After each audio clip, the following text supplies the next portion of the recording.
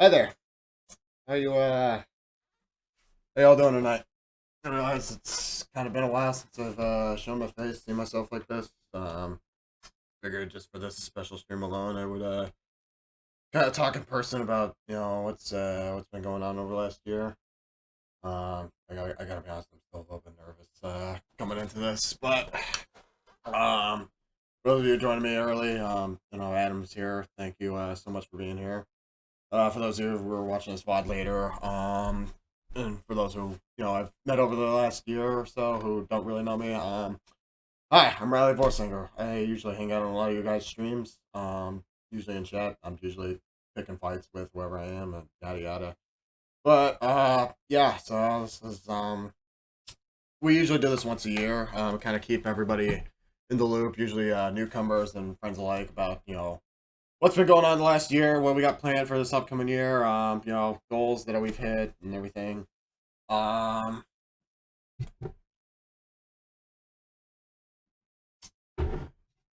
Before we start, I just want to say a couple things. First of all, I apologize that we didn't get to this yesterday. I was been battling a pretty crappy sleep schedule as of lately, and last night I was a little bit intoxicated. I was in no mental or physical state to stream, so I figured, what, I might as well give myself an extra day to prepare, and here we are. But second and most importantly, thank you. I'm gonna be saying thank you a lot to everybody who's here. I want to thank everybody from the bottom of my heart for everybody who's been here the last year. Even if you've just been here for one stream or if you've continuously decided to be here on your own volition, I want to thank everybody for taking the time out of your day, as well as myself for doing this 3 hours a day for the last couple of months. This means a lot to me, guys. I would not be doing this here without you. Even those who are lurking, I wouldn't be doing this without you. Then third, we're gonna be prepared to talk about. We're gonna be prepared to talk about a lot of stuff over the last year. To be honest, if you don't have a beer or a tissue box or something, this might be a little heavy considering it's a lot of personal stuff. I'm gonna be honest, I'm almost ready to break down in tears thinking about it. That's why I got this hand. But I usually just I'm repeating myself. But I usually just keep everybody updated. It kind of needs to be done at least once a year, just to kind of keep things in order. Um, yeah, kind of take this as a state of the stream, state of the union kind of things. See where I've been. As you can see, I'm in a new room. From the last time you saw me in person like this. I'm gonna explain that a lot, but you know what? Why don't we start? So, I'm gonna try to be as open as transparent about this as possible, open and share my feelings. I felt like we had a pretty decent year in the second half of things, like from I don't know, especially since November up until this point. The first half of the year, I will admit, it sucked. It was bad. On a personal note, more so than the actual streaming. Streaming itself was fine for the first half of the year, but personal things definitely got in the way. If you've been following me on my Discord, and I know a couple of you are in my Discord and active. For those of you who are not in my Discord, let me just plug it real quick.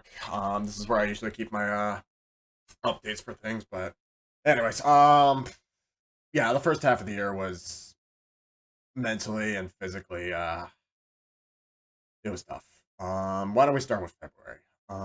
Yeah, I usually go on February to February basis. So February, two major things happened. Number one, it was the dead of winter, and I was on my way to friend's Super Bowl party. So this was the day of the Super Bowl. I was picking up groceries, picking up new consoles and everything. This was when I was still working at Goodwill.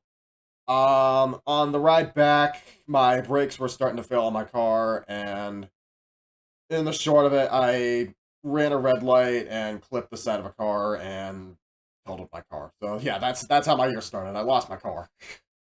That was tough. I had to get a ride in the back of a police car home. So that happened. 2 weeks later was about President's Day, and that was single handedly the toughest day of the year for me to work. It was brutally cold outside. A lot of people didn't have work, so the Goodwill that I worked at was the busiest in the region that we have. So we get 200, 250, whatever people donating stuff each and every day, and I was working from that past August, so August 21 up until that point.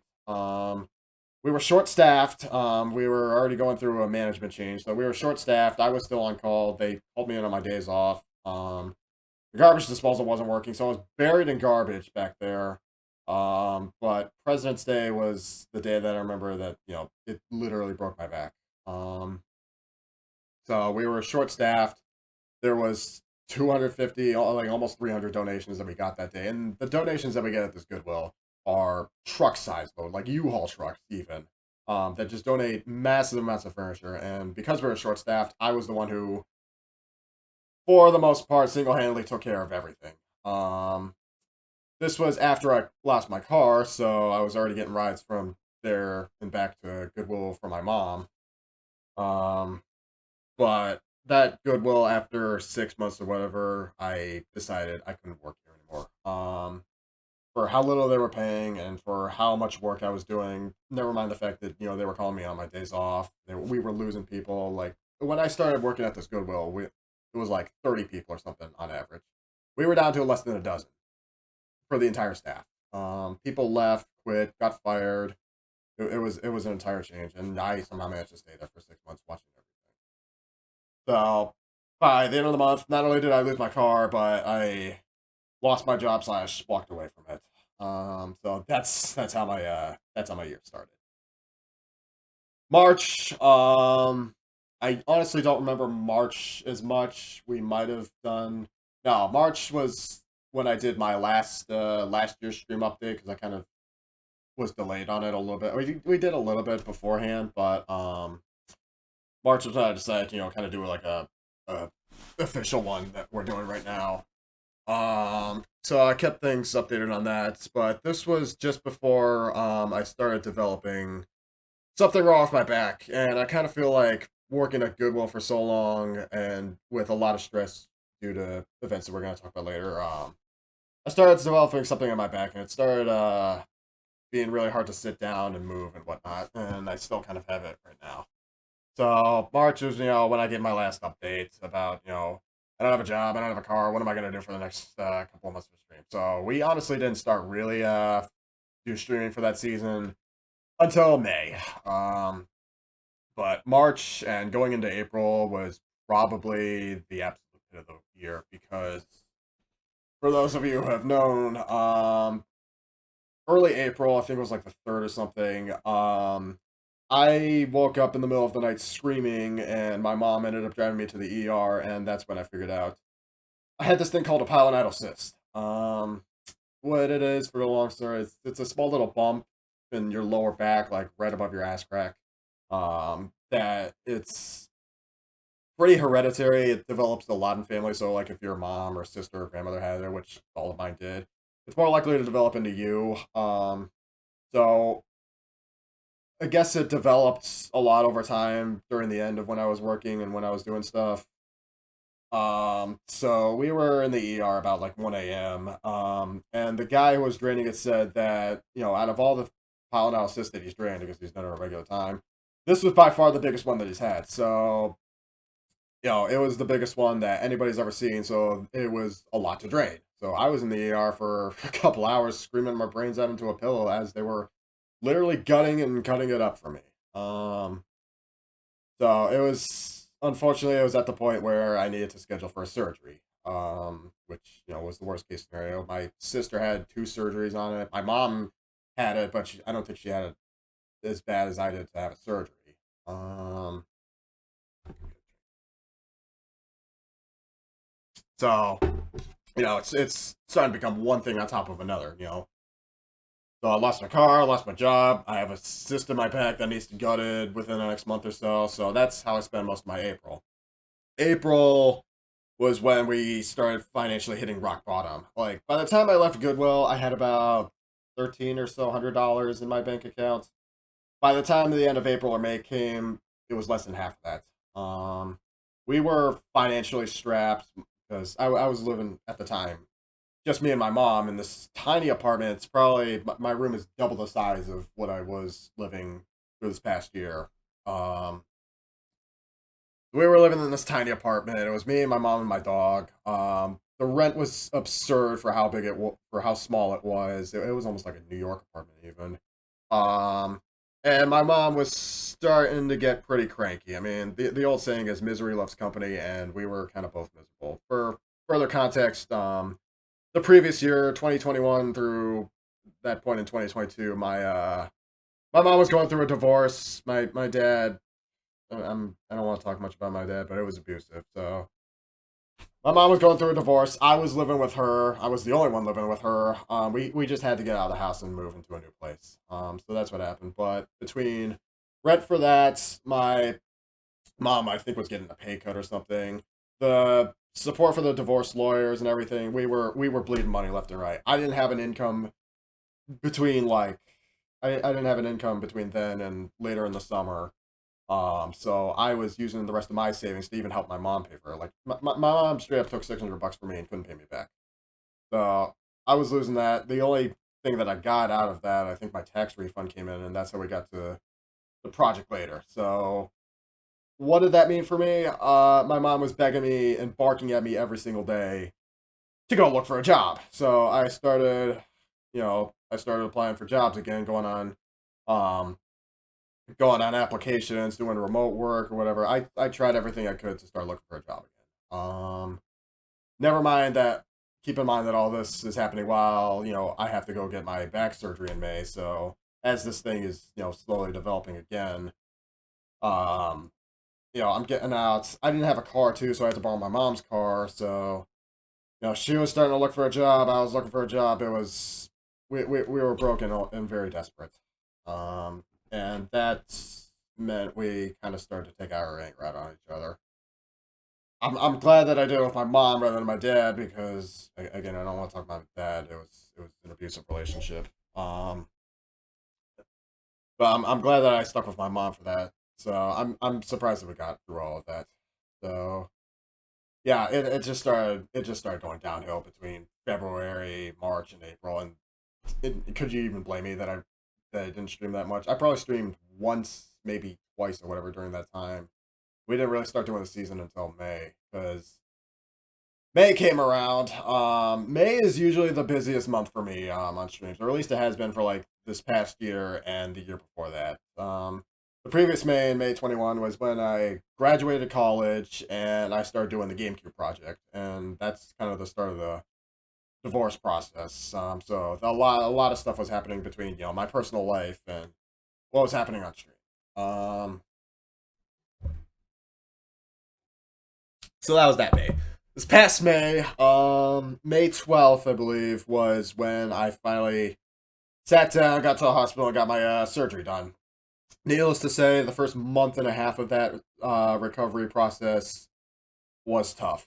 Adam can honestly attest for me for that because he was there to help me out through May and June. But May comes along and I have a huge hole in my back and I'm pretty much paralyzed. I can't move. So I'm glad that what kind of kept me going that time was we finally started. I mean, I think this is what I used my tax break on. We finally started working on the PS1 project. So I sent in my PS1 a while ago before then, and I got it back by that time. And while I'm recovering from surgery, I'm like, okay, I might as well start working on this if I've got nothing better to do. So May was the official start of the PS1 project, and that's when we started. I started adding games to the hard drive. I started testing it out, doing stuff. Adam was over a couple times to test out games. The first thing that we did with the PS1 was kind of look at the demo discs. I don't know if Adam remembers the Pizza Hut demo discs at all when we played Pepsi Man. So yeah, we started doing a lot of demo discs to start before we started doing actual streams. So I'm glad that I finally got that working after 2 months of not really doing anything. The usually the dead times between streaming is probably March and April as it has been the last couple of years, but it may better late than ever. I think I think I remember during that time as well. It was like just before I did that. We did the Resident Evil 3 playthrough because I mentioned I had to do that. Kind of kick off the streams. I had to do something with streaming. I wasn't gonna not stream or like leave my channel empty for 3 whatever months while I'm getting barked at by my mom to go find a job. So we did all that. I'm glad that I got off the road. Work. June, on the other hand, was very long and very uncomforting for recovery. That's when I got this thing called it's called a wound vac. So basically, what it is, it's like a small little bag that I have to keep literally tethered to myself. It's like there's a small little pack and there's a tube that goes back to where the wound is on the pilonidal cyst. So I had that thing tethered to me for like a month and a half, and it made it very hard to sit down. There were times where I was just straight up paralyzed. I was lying on my bed and I couldn't move. That sucked. And of the people in my family who have had pilonidal cyst surgery, I was the only one who had that. So every week or so, I had a nurse come to the house, change out the pack, get everything done. It was humiliating. So yeah, while I'm doing this again, jobless, broke even. So my mom couldn't even pay for my own medical bill, so I started having to pay for what little I had left in savings for how much this is done. I'm still paying this off today too. I mean, I'm every paycheck that I'm getting today, I'm still putting a little bit towards that. Um, what else happened? We did finally start getting to some playthroughs though. Like end of May, early June is when I started doing Crash Bandicoot 1. So that was the first PlayStation game that we played. It was okay. It's just Crash Bandicoot 1 is kind of aged. It's a little rough. The next game that we got to after that was Ape Escape. I definitely enjoyed Ape Escape. And I think no, it was Crash Bandicoot. So Crash Bandicoot. Now where am I going with this? No, you know what? You know when I debuted it. When when I got the PS1 mode in, and I started doing like all the demo discs and like early games. That's what I figured. I don't want people to. This is kind of going off on a side thing. That's what I figured. I kind of don't want people to see me in pain and agony all the time. So I figured, you know what? I figure VTubing is kind of trending now. I might as well get on that trend. So for like 2 hours out of one day, I started making my own PNG tuber model, which is what you see today. So I think that was kind of a good idea to start doing VTubing, PNG tubing, or whatever. And that definitely led to a lot of good stuff down the road. So I started debuting as a PNG tuber. Not because I didn't want people to see me as I am now, which you are, but I just didn't want people to see me screaming in agony with a wound vac on my back and me lying down on my bed, because that's actually what happened during the streaming period of May and June. So we did that. Crash Bandicoot was my first kind of stream series that I debuted as a PNG tuber, so it was kind of easy. And then we got into Ape Escape. Ape Escape, I gotta say, of the few PS1 games that we played this year, might have been my favorite. It was tough to control, but I definitely felt like it reached my goal of trying to find games exclusive to the PS1 that I knew I would enjoy, that I really couldn't find anywhere else. And that's the whole goal of like me doing all these console projects is find the exclusive games that I can't really play anywhere else that kind of define the console. And games like Crash Bandicoot, that's obviously a genre defining series on the PS1, but Ape Escape was definitely one of my favorite. So we get into that. July is going on, so it's the dead middle of summer. Early July or so, I get the good news that I'm mostly healed up, that I can get my wound vac off. So by the time the Pac-Man World playthrough was done, and it's funny that I started doing a Pac-Man World playthrough as soon as they announced a remake of it. So I kind of called that as it was. As soon as that playthrough's done, I was like, okay, I can finally move again and whatnot, right?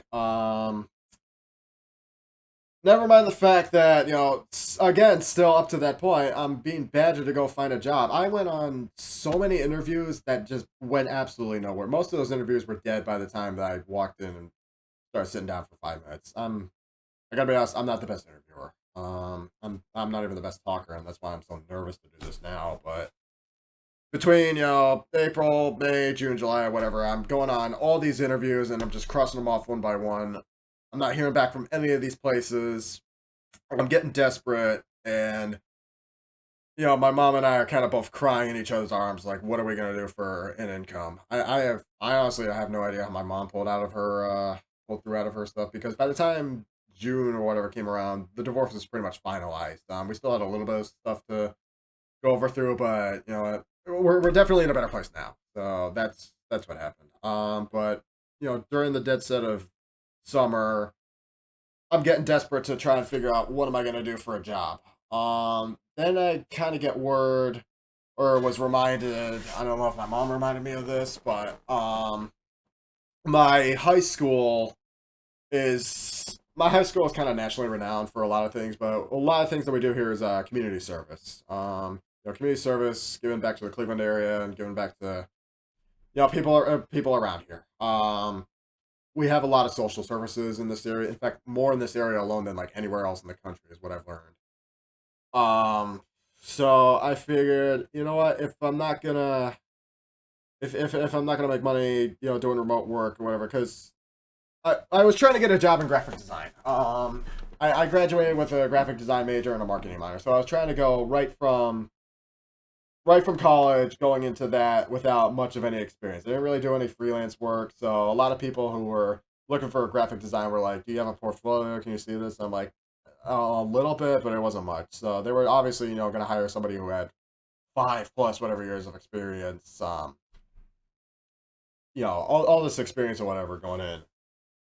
And so I was definitely at a disadvantage. So I figured, why not, if I can use this time to start looking for a job elsewhere while I'm still doing something else, that's probably my best bet. So I go back to my high school, and on their website, they have this thing called an alumni volunteer program. So like every once a year, they pick a couple guys who graduated from the high school. And this is like a couple of years out of college. So they pick me, and they pick this other guy that I met later. So I'm honestly surprised that they even picked me, considering how many alumni do they still have in the Cleveland area? Because once guys graduate from high school or college or whatever, they usually leave town. It's kind of slim pickings to pick whoever's still here in the area. But part of the program that we do is one, kind of do community service work. This is why I'm working with kids in other schools around town. I'm teaching kids to 3D print, so that's kind of cool. But another part of this process is what they call discernment, is like trying to figure out what you want to do with your life and career while you're here. And so I've been using, and so like once August or September came around, I'm kind of getting ahead of myself. So let's go back to July. So July, I get the call that what, they want me to come in and do an interview or two, and then they'll set me up for this. So July comes around, and I'm like, okay, I kind of have to make the executive decision. I get a job. They'll give me a free room. They'll give me a free room and house, which is why I'm here now instead of at the place that I was with my mom. But this might mean the end of streaming for a while. I legit thought that we're going into August now, so August is kind of like the half season finale or whatever of streaming. At this point, we've only done Resident Evil 3, Crash Bandicoot, Ape Escape, and Pac-Man World. So we've only done like 4 games. The game that I was planning to do over the summer, regardless, and I planned this from last year, was we were going to do Halo 3. Because I know I did Halo 1 and 2 the previous November. And I needed to, as the game says, finish the fight. So the way that I wanted to do it was, I knew I was going to do a co-op playthrough. I kind of had it planned all along. So I was going to do a co-op playthrough with Adam. We were going to do this out over like one day or two, and that was unfortunately probably going to be the end of the thing. So as soon as the Halo 3 playthrough ended, I was like, okay, this might be the I legit thought that was going to be the end of streaming for the rest of the season. It was just going to be cut short, and I wasn't going to stream until next year, because I didn't know what was going to happen when I when I packed up everything and moved into here. I didn't know if I was even going to be able to do Twitch or whatever, or if I was even going to be able to, connect to Steam or go on Discord or whatever. I didn't. I legit thought that doing this job would take up more of my time than I thought it would. Fortunately and gracefully, it didn't. But I still wanted to use the first couple of months to focus on work. So by the time mid-August rolls around, everything is packed up. Most of my stuff is back in storage. I didn't even mention that a lot of my stuff during last year and this has been in a storage unit that I was paying for with, the Goodwill money, and I ended up just taking everything and putting it in my mom's storage. We were running everything out of a storage unit, so that's a whole nother can of worms. But most of my stuff was packed away in storage, and it still is until, I move into my own place. Um, I know this is a long story, but so August comes around, I'm starting to work. That's good. But that takes up everything between August and basically October. So after mid-August, after the Halo 3 playthrough, no streams. No streams, was barely active on Twitch, nothing until November or so. Like late October, early November, was like, you know what? I kind of miss streaming. I'm wondering if I can do this again, if I have time to. So I kind of just planned a couple things out. But you know what? I figured I've got a PNG tuber now. I've got a PNG tuber model. Might as well do some collabs, kind of just get the ball rolling back on this. And then November came around, and that's when I met Junie. So for those who are VTubers or whatever, I'll be honest, I was kind of surprised that over the last year or so, as I was doing a lot of I've met more VTubers and more people on Twitch this last year than probably ever than I have the year before. And I'm glad we all have the good connections, because I was surprised that everybody that I met this past year kind of basically knows one another. We're kind of all in the same family boats. Like everybody, 6 degrees of Kevin Bacon. Everybody's connected with going further. Like Junie, I met through Bone Miser. Bone Miser, I met through Sigrid. Sigrid, I met through this person of mine. Sierra was in the mix, and then as they were collabing with other people, I was like, okay, you know each other? It's like, yeah, of course we know each other. The funny thing is, most of these guys that I do collab with have some level of ADD, ADHD. That's the same mental stuff that I've got. So and I'm like, okay, this is great. I finally feel at home for once. So I figured, you know what, if I'm gonna get back to it, I might as well start collabing. I know I'm kind of in a small base of streaming. At the time I probably had like 180 something followers. I was barely streaming more than twice or whatever a week. I needed to get the ball rolling. So my stats were reset, like everything was back to zero. But you know what I was trying to do since like November? Usually in May, or the last May, May 2021, just before we did the GameCube stream, the GameCube debut stream, I did a stream where we went through E3 2001. Kind of just compiled a small little bit of archive footage of what was going on at E301. Like the GameCube's new, the Game Boy Advance is new, the Xbox is new, so all this stuff. I'm like, this might be a good kind of like annual thing I want to do. If I can, take a friend and kind of just show them the works or whatever. I gotta be honest, I didn't realize it would take this long, because when I planned the E3 2002 E3 2002 stream or streams, yeah, those streams were fun. Those were honestly the most fun that I've had since the Halo 3 playthrough. But I only had like 3 something hours or whatever of E3 2001 footage.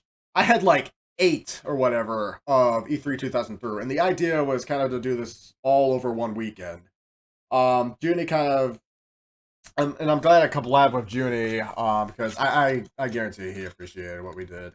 But we did so much, and like the collab times were kind of spread out so thin. I kind of wish we did them closer together instead of like once a month for like 3 months or whatever. Like we did one in November and then December, and then I did one like just like 2 weeks ago or something. So we did a lot. I'm glad that we did that, and I figured that's probably what's gonna get me back on track. So I did that. And then I started getting a lot of support. Or I started getting a lot of traffic to the channel. So I went from like 180 something followers in November to God, I have like 211 now. I didn't think I'd ever hit over 200 followers. Let alone this quickly or whatever. I owe a lot of that to the collabs that I've done with Junie, to the raids that I've gotten from Junie and other people. Like, let me scroll over the last raids I've gotten. I've gotten raids from Diley with 14, Junie with 18. Jinx rated me with 43. So also in November, what happened was the Insignia project came on for Xbox Live. This was a project that has been teased for like the last 2 years or something, and nobody ever thought that it would come back on. So Jinx, I love her to death, despite how much slack we give each other. Jinx is one of the best Phantasy Star Online players. She's taken up the torch that I've dropped over the last year or so because I just haven't had the time or energy to play Phantasy Star Online. So when PSO came back online for Xbox, we started playing that together.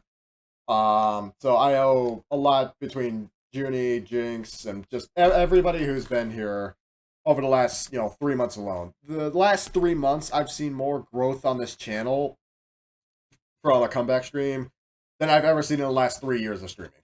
I'm going to be open and transparent with that. There's been more followers and everything. And you know what happened in December after 3 years, nearly 3 years of streaming and over 200 followers? I hit the one goal that I legit never thought would ever happen, and I completely doubted myself on. I got affiliate. I finally hit affiliate status. I realized, that's kind of a small thing for some people. It's a bigger thing for others. This is probably the biggest thing that's ever happened to me.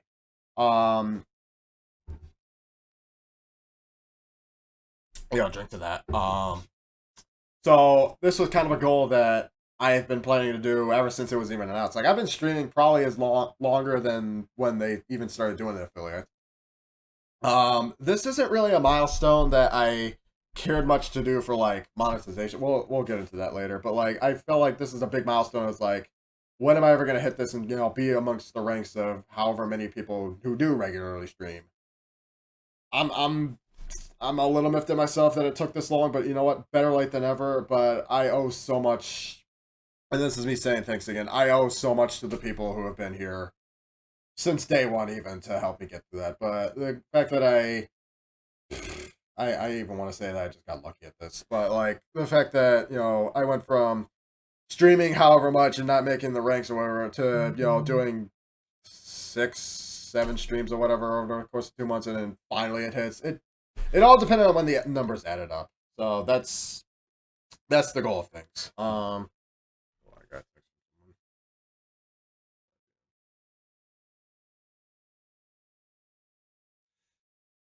Sorry, I got plans. So after 3 years and 200 followers of that happening, I'm like, okay, this finally happened. Now what do I do with this? And we're gonna talk about this later. So as this is happening, I'm starting to get back into the swing of things. We're doing these E3 streams. I'm doing these kind of like one-off retrospectives, doing a little bit of Xbox. So things are good. What I wasn't doing, or what I didn't really have time to do, was actual playthroughs again. I realized, it was this is pretty much December now, and I'm like, hey, aren't I supposed to be doing like PlayStation streams? And like, isn't this supposed to be the year of the PlayStation, as I mentioned it was last year? So I'm like, fuck. I realized between August and up to that point that I wasn't streaming enough. That I didn't do any playthroughs, which is kind of like the main aspect of this whole channel. So I kind of pulled out of my archive of like what I was supposed to do, and I was like, you know what? I think I have time for this. So January is how we ended up with this. Where am I going? So we're finally back into January. So this is just last month. So finally in January, I end the season of streaming mostly by doing the Parasite Eve playthrough. I realized, this was a playthrough of a game that I wanted to do, but I kind of wanted to get a lot of other games done before this. But if I didn't do this, then I kind of just left the whole rest of the season for null and void. So I kind of have to apologize on my behalf for not giving as much content as I should have this past year. Like, I've got a list of a whole bunch of games that we were going to play through. But, honestly, with how much that I told you with what was happening in the first half of the year between, lack of a car, lack of a job, my mom's screaming or whatever, all this personal shit that's happening in life. Could you guys blame me? Could you guys blame me as to why I didn't stream? So I'm glad that we ended up with Parasite Eve. It was a little bit bumpy on the playthrough by, day 5 into the game. It didn't really end as well as I wanted it to because, the last boss fight took forever, and I attempted the Chrysler building, but I realized most people who do that go through the entire game again. It's basically New Game Plus. So I'm like, you know what? I'm kind of good. If I'm ever gonna play through this again, we might. I don't know. So that happened, and finally, after however many weeks or whatever, I grabbed Junie one last time and we finished off E3 2002. Yeah, that last part was I might have mentally scarred Junie for life. I don't think he wants to see. I don't think he wants to see boobs in video games ever again. The last part with how many washed up actors. I'm laughing about it, but I realized that kind of pissed him off. So I apologize that the last part of E3 2002 didn't go so well. Granted, if all goes right with this upcoming season, I'm gonna try and do E3 2003. Hopefully in May when it's the 20th anniversary of that. Um, but I had a lot of in the long run of things, I had a lot of plans that kind of got scrapped due to time and personal projects. That's what I was trying to spew out for like the last half hour. But I'm very glad that I didn't even account for this last part. I'm very glad that the last thing that happened during this last season was we finally got a Smash Remix update. Like the last Smash Remix update that we got before this was in I think September, right? Yeah, September. So, I don't remember if I streamed that. I might have just did a I might have just did no, I think I streamed that. But the last one that we did was in September. So this finally comes out after 5, 6 months or whatever of waiting. Was it? Yeah, so this finally comes out after many months of waiting. And honestly, if you guys rewatch the VOD that's up on YouTube now, let me be the first to say the highlight of that reaction trailer is already my second or third most watched video on my YouTube channel, and it's only been like what 3 or 4 days since it's been uploaded. I'm more than glad that I grabbed on that right at the right time. I figured what gets the most attention on my YouTube channel are the Smash Remix episodes. Those were great. So I still have a little bit of a clearage in my throat that I have to whatever. Needless to say, that was the best. That was the best update that they did since the Marth update. I went nuts for Marth. I went absolutely ballistic for when they added Marina and King DDD. So I'm glad that we had something better to end this end the season off than kind of a sour ending on Parasite Eve. Man, is there anything else that happened over the last year? I mean, it's like basically the last season was broken up into 2 parts. The first half, and then the first half ended off on Halo 3, and then nothing happened, and then I came back. I came back stronger than I've ever done before. The last couple of months since November has been the strongest growth this channel has ever had since since I started streaming. Even like I don't even remember the last time I've had a burst of growth that's been going on this long enough. I'm incredibly grateful for however many people have come by that I'll take responsibility. I've been badgering a couple people to come here on their own terms or not, but man, I'm surprised I got through all this without breaking a tear. What did happen though, and this is probably the most personal thing that's happened so far, is all the while, mostly through 2021. This is probably, I'm gonna be honest, this is the most personal thing I've got to talk about. All through 2021, and going into probably the start of February 2022, there's been somebody that's been on my mind. I'll be honest, I'm not the best at socializing, as most of you can tell. I'm pretty awkward when it comes to things, and I leave a lot of people uncomfortable.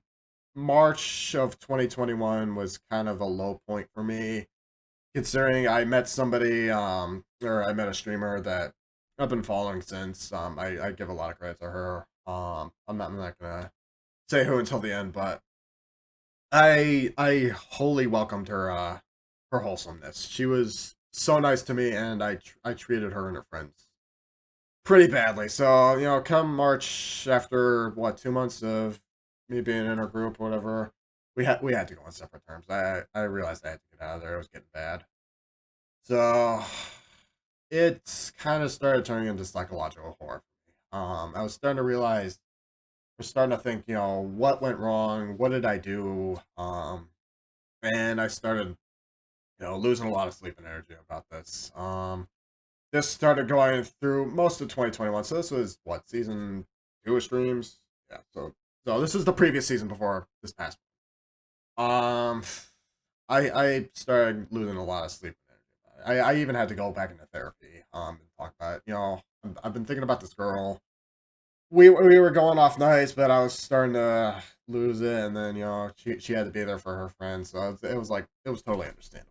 But I started thinking, she was probably the nicest person that I've met in the last almost 5 years or whatever, however long I've known.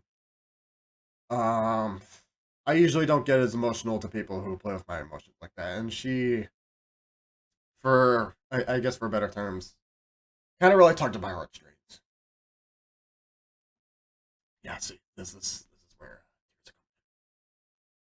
So by the time September comes around, I mean another girl who's also working at Goodwill, and she's kind of into, I don't know, what is it called, tarot cards, and I go see her or a tarot card, and she's kind of I don't know if it's easy to believe in any of this stuff, but I see her for a tarot card, and she's telling me that I'm kind of having almost what feels like survivor's guilt. Like, the one card that resonated with me in the pack was this thing called Nine of Swords, where it's literally a depiction of a guy like sitting up in bed at night as there's nine swords in his back, kind of like feeling guilty about stuff that I'd done. So there was a lot of stuff that I was feeling guilty over that I didn't really have much control after. So I figured, what's the best thing that I do? I'm going back into surgery to talk about it. Um, yeah.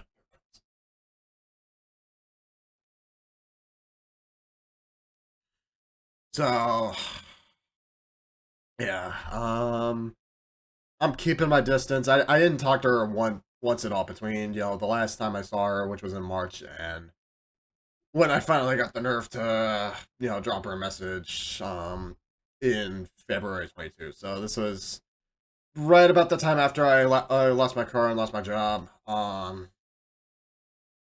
figured, hopefully after 11 months or something, she still remembers me, that I need to talk to her about it. I kind of remained anonymous as I was talking to her. Well, at first she didn't recognize me, which was obvious. So I kind of had to reintroduce myself. Hi, I'm Riley. We met at this time. I did these things. I feel grateful. So I was like, oh, okay, now I remember you. So you know what? She was very nice. She was very nice to kind of reconnect with me. I kind of told her what was going on with my life up to that point. So this is all through 2021. My this is how my parents were going through a divorce. I was working, and then I didn't work anymore, and all this stuff was going from like. Needless to say, I think she kind of felt really bad for me, as anybody would. But I felt incredibly guilty about the things that I did, and I wanted to make it up somehow. So we started rekindling a little bit at a time, and I think I'm finally at the point where.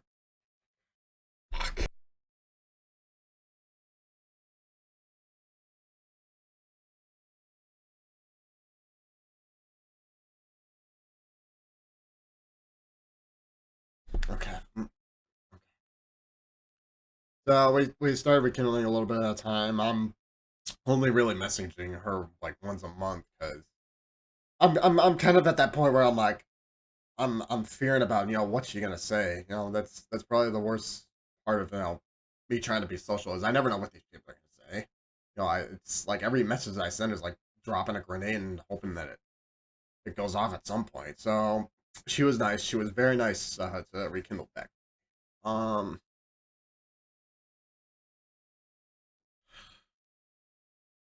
so by the time February going into March, going into April even happened, I'm like, okay, listen, I'm having a pound cyst surgery. I know you've kind of had some troubles of your life. For context, she kind of grew up in a very poor family. Her mom wasn't the nicest to her family, so she kind of ended up raising her family for herself. Uh, so so we were kind of both in a bad position, so I was easily able to relate to her.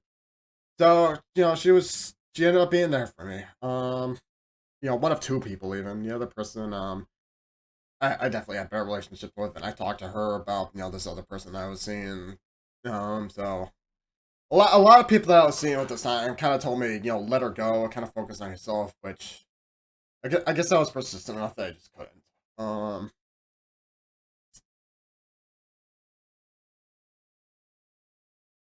I just kind of really couldn't let it go. So that's kind of what led to a lot of mental deterioration.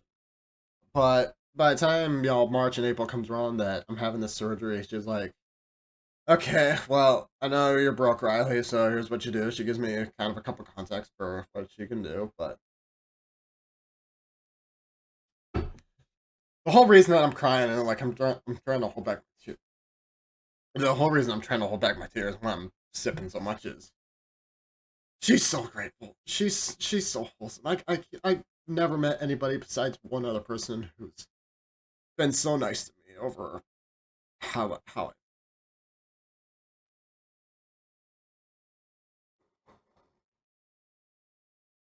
this would happen.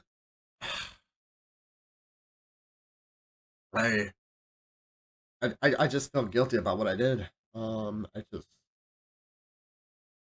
it was physically killing me as it is now.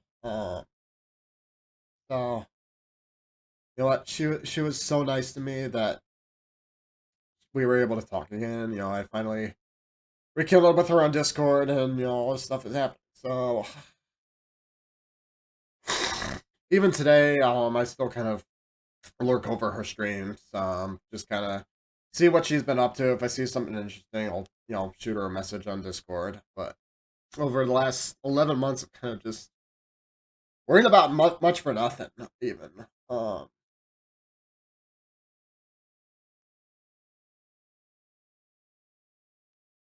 I was basically just punching myself for taking so much of a mental hit. Between all this and what's going on with my life and trying to balance out what's happening on stream. So I owe so much to her. I know she says I don't owe anything, but I really feel I really do feel like I owe a lot to her. I might as well say it now. Effie, Effie, if you're out there, if you ever see us again, thank you so much. Thank you so much for everything. Thank you so much for being for there for getting me through my surgery. You know, being such a kind, despised spirit that you are.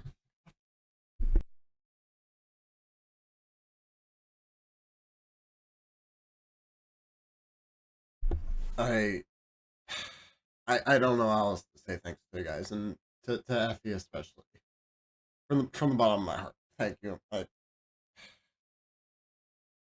damn it, Effie, I love you.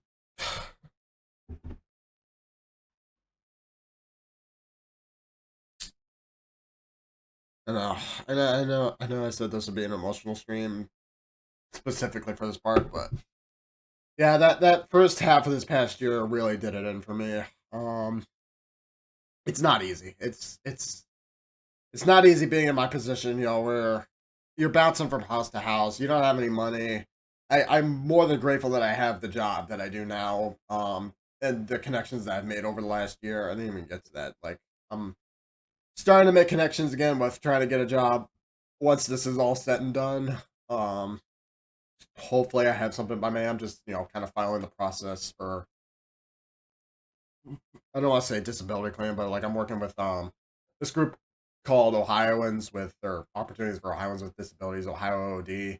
So I'm working with this guy. He's directing me to the brother-in-law of one of my supervisors. So all this it seems promising enough, but I don't want to get my hopes up too high that you know I don't want to get my hopes up too high that I've been on all these interviews already. Nothing's coming across. Fuck, I've already finished half of that. So that's in the long run. I know we've been talking about this for the last hour, so that's in the long run of things. What's been happening personally. And I want to be open and transparent about this as I usually do. I'm very much open about my life, what I do, who I am, even.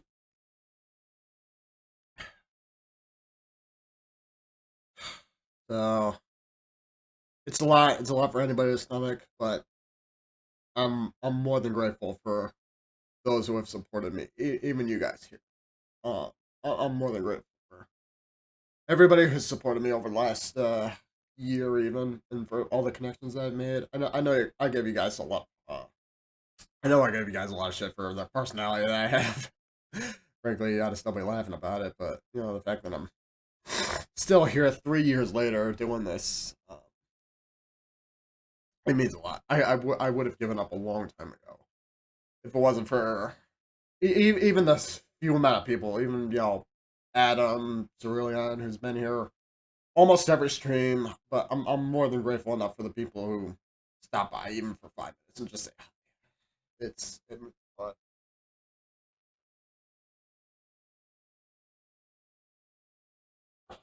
that's all right. That's all that I wanted to get through for this first part, though. We're gonna get into the good stuff. The traumatizing stuff is over. I promise you that.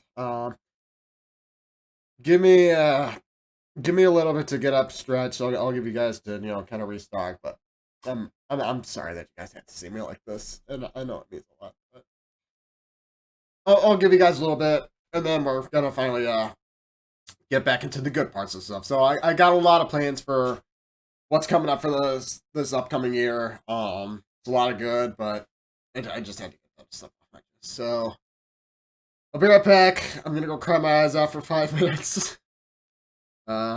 Stick around, all right? Thank you again so much for everybody for putting up with that. We'll be right back, okay?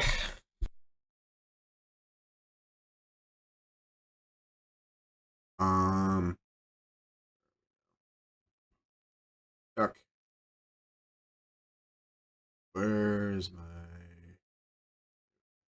Yeah, I'm sorry about that, man. Everything was going so well up to that point. It just happened to crap out at the right time.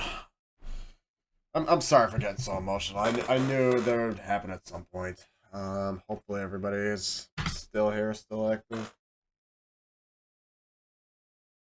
Let me just finish this.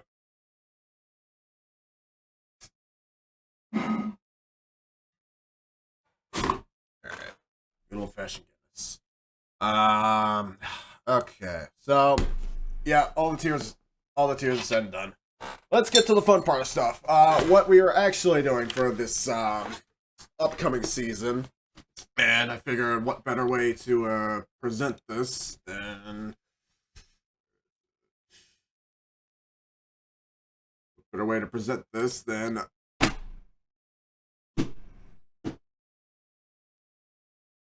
my god, OBS piece of shit.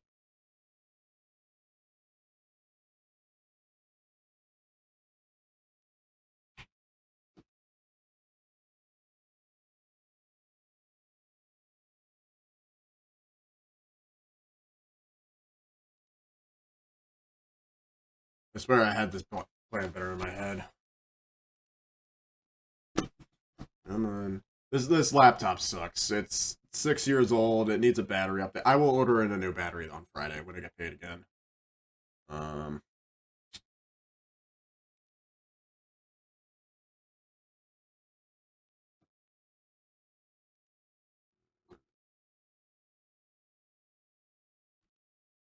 There we go. Yeah, what better way to present this than with a PowerPoint presentation of all things? Um, so the first part of this, we're just kind of go through what did happen on stream from last season, kind of goals that we planned out, and and then afterwards we're gonna talk about what we have planned for this upcoming season. I do have some games and playthroughs planned. What else we can do? Probably not as really professional or not as well adjourned as last or this past season. They probably had more ambitious stuff that I didn't. Again, I didn't realize that I'd be in a new house and I'd have to cut the season off early in August. So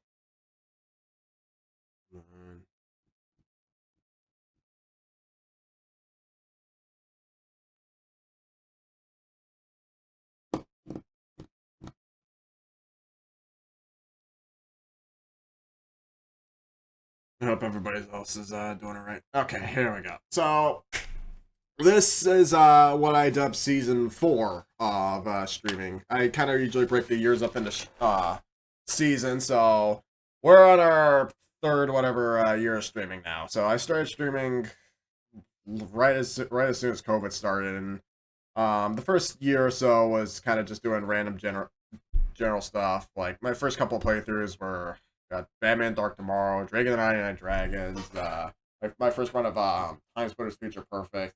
I honestly don't have a whole lot from season 1 really archived. I didn't really start archiving stuff until season 2. And then like the end of that year was when I did my Shenmue 1 playthrough. So, that's that. And then season 2 was like I started doing Dreamcast stuff at the end of the season 1, going into Dreamcast stuff until I started doing the GameCube project. And then, this past year was doing PS1 stuff. So, you know what? Let's get the show on the road. So here's what we have for this project, and I'm gonna be honest. I'm surprised I actually did some work into this one. So there's a couple slides for this.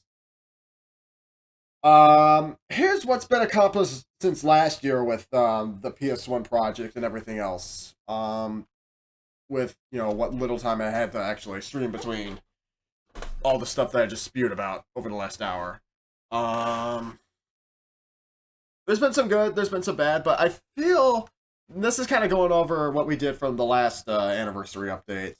I feel like despite how little we streamed, we did accomplish a lot of goals. I kicked off the season by addressing, I have a YouTube channel, so I don't know if I have a command for it, but I do have a YouTube channel. Let me just get the link for it if anybody's interested in it.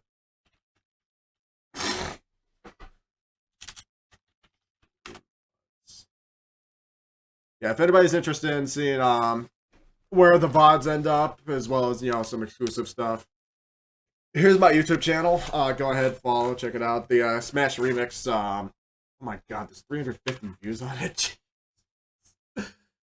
I just put those VODs up like 4 days ago, and there's already however many views on it. So I have those up.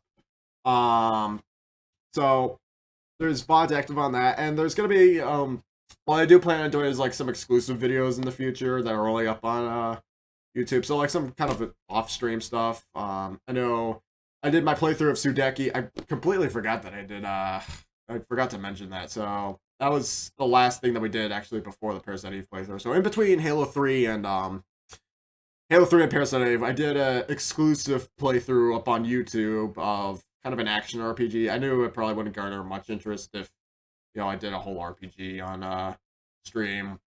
So be sure to check that out if you haven't had time. It's actually broken up into 1 hour at a time. So if you have an hour to kill between each part, that's that. And then like afterwards, that's when I got the Japanese versions of a couple OG Xbox games imported. I did a kind of a quick look at Halo 1 and 2 in the Japanese version. So yeah, feel free to check that out. But yeah, that's where all my stuff has been since like November of 2021. That's even before this past season. We did start the year doing Resident Evil 3, as I mentioned. I knew I wanted to do that on Dreamcast, because it's on PS1, it's on GameCube and everything, but I figured I might as well do the Dreamcast version since I did Dino Crisis 1. I know I was talking a lot about Dino Crisis during that playthrough. I feel like the most logical thing to follow that up with is Dino Crisis 2. Dino Crisis 2 is a PS1 exclusive. If it was on Dreamcast, we would be playing it on Dreamcast. So, yeah, be on the lookout for that. Maybe. There's a lot of PS1 games that I just didn't get to this past season that we're gonna get to in a future slide. So, if we ever do another Resident Evil game like Code Veronica or whatever, the Dino Crisis 2 is gonna come first. The OG Xbox. This wasn't really the focus of last year. The main focus of last year was the PlayStation. But Excellent Kai Nights did come back. I did a couple in between. Yeah, I did one in August. So I played online. Wasn't as many as I thought I would. And honestly, I wasn't even gonna bring my OG Xbox to campus here because I didn't know if I could connect to Excellent Kai. But that came back. The Insignia project came back in November. I did play a little bit of PSO Xbox when that came back, so there might be a small chance. It's probably slimmer than when it's actually going to happen, but if you're really interested in playing PSO on Xbox now, Jinx, her channel is linked in my in the details below this channel. You can go watch her. She usually plays on Dreamcast with her friends, but you can go. Usually plays on Xbox from time to time, so it it gives me an opportunity to get back to PSO that I haven't played actively since like the end of 2021. And then like the last thing I want to mention is I do want to get a hard drive upgrade in the Xbox at some point. It's probably gonna be like the next console upgrade that we do. If I'm already teasing anything for like next year. Now that I got the two that we're gonna talk about later done, but as soon as I get that done, might be looking a little bit more some more Xbox stuff. So OG Xbox I gave a little bit of love last year. Halo 3 was the summer blockbuster stream. We did finish the fight. So that's again, I didn't think I was gonna stream afterwards for the rest of the year at that point. So I was asked if I wanted to do Halo Reach or Halo 3 ODST playthroughs. We're gonna talk about that at some point later. But if I have time this upcoming summer, I'll see if I can squeeze it in. Those are probably gonna be some longer episodes too to look out for. And then, of course, the main bread and butter of last year was the PS1 project, the PS1 mode. I will say, despite how little I gave it after the first half of the year, it was a pretty successful start. I got the games added to the hard drive. We did the watch along marathon of the library. We picked out almost 1,200 games out of 4,000 or whatever. So like a quarter of the library was set to be added. But the hardest thing about doing that is I got to add these games manually one at a time.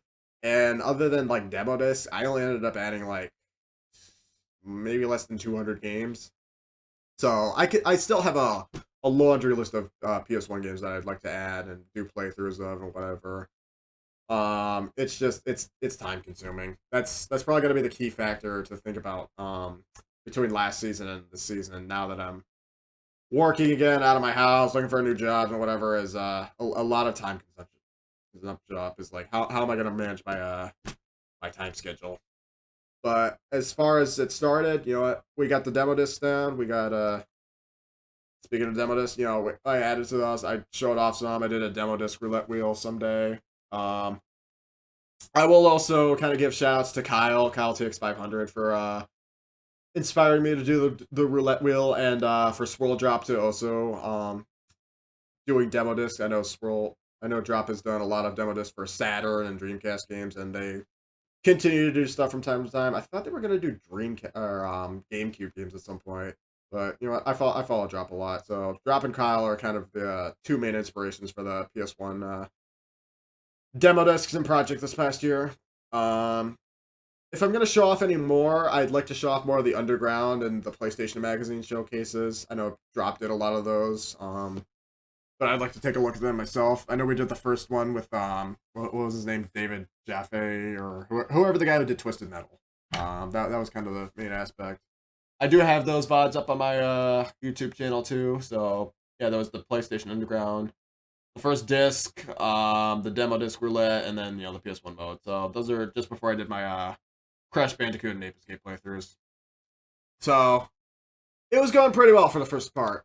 Um, there were some goals that I kind of unfortunately missed due to.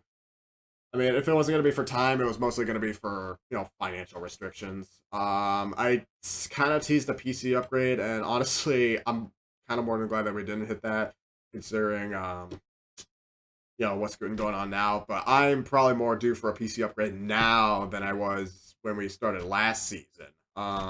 As you guys just saw, my laptop is 6 years old. It's running a 960M. The battery's going out, so I'm trying to put in as little money to this thing as possible. Like, the only two things I would do for this thing now is, one, fix the battery so it doesn't crap out every stream, and two, upgrade the hard drive. But I might just wait until next my next upgrade to do that. But unfortunately, a PC upgrade for right now, because I'm full disclosure, I'm not making a whole lot of money with this volunteer job. It's kind of an unsustainable project. The PC upgrades that I was looking for, or at least the pre-built ones, were like $12 and $1,500. I have $12 in my bank account, guys. I can't afford shit. And even those $12 I owe to a lot of people. I'm swimming in medical bills, so a lot of stuff is it's unsustainable. So hence why I'm doing console upgrades or whatever. I mean, you can kind of point the fingers that I spent $500 on a PS1 mode, which whatever. So it's whatever, but it's due at some point. I did mention I would want to play through Shenmue 3, because that was kind of on the itinerary. We did a lot of 3 projects. Like, we did Resident Evil 3, Shenmue 3, Splatoon 3, Halo 3, so, things come in threes. Shenmue 3, I know it's still on my back burner of games I want to play through. I know it's not the best perceived game, but I might as well get through it since I already did 1 and 2. That's gonna come whenever the next PC upgrade comes. So if I get a decent PC upgrade with I'm looking for a 3060 at the minimum. If I can get something better, that's good. But I know Shenmue 3 is also a pretty lengthy game. It's probably like, 25, 30 hours on a blind playthrough. So that might take up 2 months even. But once we get the PC upgrade, that'll give me the gateway to do a lot of new things or play a lot of new games. I've got so many games on my Steam library that I've been meaning to re-download that I just can't do. I just can't do it on my laptop anymore. It's shit in the bed. So that's probably if I get a nice bonus or whatever. We'll also see how the tax refund comes in March or April. Splatoon 3, I looked forward to that ever since that trailer dropped. That came out past September. I played a couple Splatfests with Adam, and I know you're here, Bone Miser. Thank you, but also fuck you. Yeah, you're probably laughing. Splatoon 3 is fun. I will say it's probably the one game that I do want to shot and get a Switch for, but the fact that I'm already doing however many console upgrades now, I was probably thinking about doing doing a Switch for this. I just got the HDMI adapter for the CRT TV, so I crossed that off after how long. But if you're ever going to see Splatoon 3 on this channel, it might be at the tail end of the game's life. Just, due to one, time, when am I ever going to find the time to play it, and two, like, if I get a whole Switch, which I think is the next part. Yeah, if I get a Switch, like, when am I going to find the time to play that between however many consoles I have now and, how much it costs? Because the one Switch model that I was looking at, the OLED Splatoon 3 model or whatever, that's like $400, plus picking up a whole new library, plus I don't know shit about new games. It's a juggle. I mean, I love Splatoon to death. I mean, I've got a minor Splatoon collection in the back, but I love it, but that's probably going to be more in Adam's department. I mean, if Adam could stream on his own and do Splatoon 3 streams, that'd be fun. But this is all stuff that's like, I'd like to do, but when am I ever going to do it? That's the key of these things. And then all those PS1 games that I mentioned, yeah, there were a lot of PS1 games that I wanted to do that unfortunately just had to get cut for time. Due to the gap between August and October, November kind of took away a lot of things. So a lot of PS1 games that had planned. I think we might have this in the next slide. Yeah, so these are all the PS1 games I had planned left over. I'll be honest, a lot of these games I was really looking forward to doing. I was really looking forward to playing through, but I just had to I had to get on with my life. But had things continued on after the Halo 3 playthrough, here's what the schedule would have looked like. It probably would have been like 1 or 2 games a month. Castlevania Symphony of the Night would have been our next game that we would have done after Halo 3 and Pac-Man World. I know we did Circle of the Moon on Game Boy Advance during the GameCube season. And we got as far as the end, getting to Dracula, but we never beat that game. So Symphony of the Night would have been one game. I was really looking forward to giving Metal Gear Solid a playthrough because I've never played a Metal Gear Solid game. I know they're games that once you play it, you never shut the hell up about it. And they're definitely PlayStation staples. So yeah, Metal Gear Solid would have come in September, followed by Silent Hill. I know Junie's also kind of been pushing me to do Silent Hill. I know Junie's a big Silent Hill 2 and 3 fan, as we mentioned during our E3 episodes. Um, there's a lot of horror games between PS1 and the next console that we could have done. So that's already 3 Konami games right back to back to back. So Konami did a lot for the PS1. Dino Crisis 2, I probably would have fit in, considering Silent Hill and Dino Crisis 2 are pretty short games. Like they could probably be beaten in under 10 hours each. So I could have fit in 2 games. The next game though probably would have been a one-off stream, but this would have been a cruel Halloween joke. I know Kyle just recently did this, considering he had the cards pulled for it, but yeah, I would have done it as a joke. I know it's everybody's worst nightmare, but yeah, if I didn't get around to it at some point last year, I don't know if I'm ever gonna get around to it now. So I'm not saying that we can't get to these games anytime soon. It's just they're probably gonna be on the back burner compared to what I've got planned for this upcoming year. So didn't know it was your anniversary. It is. Hi, Junie. Or you just missed the first half. I'll try and compile the VOD together, back and forth. But yeah, this has been, as of yesterday. Even I know I was supposed to do this yesterday. It's been 3 years since I started streaming, so I opted not to do a PNG tuber for this today. Just kind of everybody show my emotions. So we're talking about what I did this last year, and what we got planned for this upcoming year. So yeah, these were all games planned. I'm did glad I'm did glad that we got around to doing Parasite Eve at some point. We were only kind of a month off of that. It's Christmas themed anyways. It might as well fit the bill. So Parasite Eve, I'm glad that we finally got around to. I'm just a little bit sour as to how it ended, and we couldn't unfortunately do the Chrysler Building just due to time. But I'm glad at least play these games. And then the last game that I want to do was I don't know if anybody have heard of Threads of Fate. Though this is a SquareSoft action RPG. It doesn't play like any regular Square RPG. This is a game that I found a long time ago, and it looked really interesting enough that I could give a playthrough of. Usually January playthroughs are a little bit longer, considering it's the last month of the regular season. But Threads of Fate, I've seen a lot of playthroughs of, or at least the first half of it. That I wanted to give due for my own. So if we ever get around to that, that's probably gonna take up a whole month. But you know what? These were all games that I wish we got around to. We might get to them at some point. I'm definitely gearing to do those first 3 games at least. We'll see how if I can fit in for time this year. The whole aspect for why I didn't do these games was time restraints. And then of course more PS1 demos. We didn't really do a lot after the first month. In fact, I don't even think we did any. Like I did like one stream of demo disc streams, and I showed off a couple, but demo discs were really fun as like kind of main appetizers for the PS1. And I know that there's so many that I could probably just get through a whole half year doing them alone, considering it's like 150 or whatever on the PS1. But demo discs were fun to play around with for a little bit.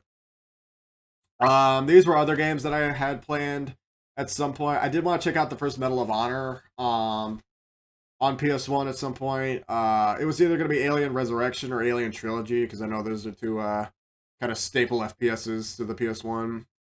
I might have given Crash another playthrough with Crash 2.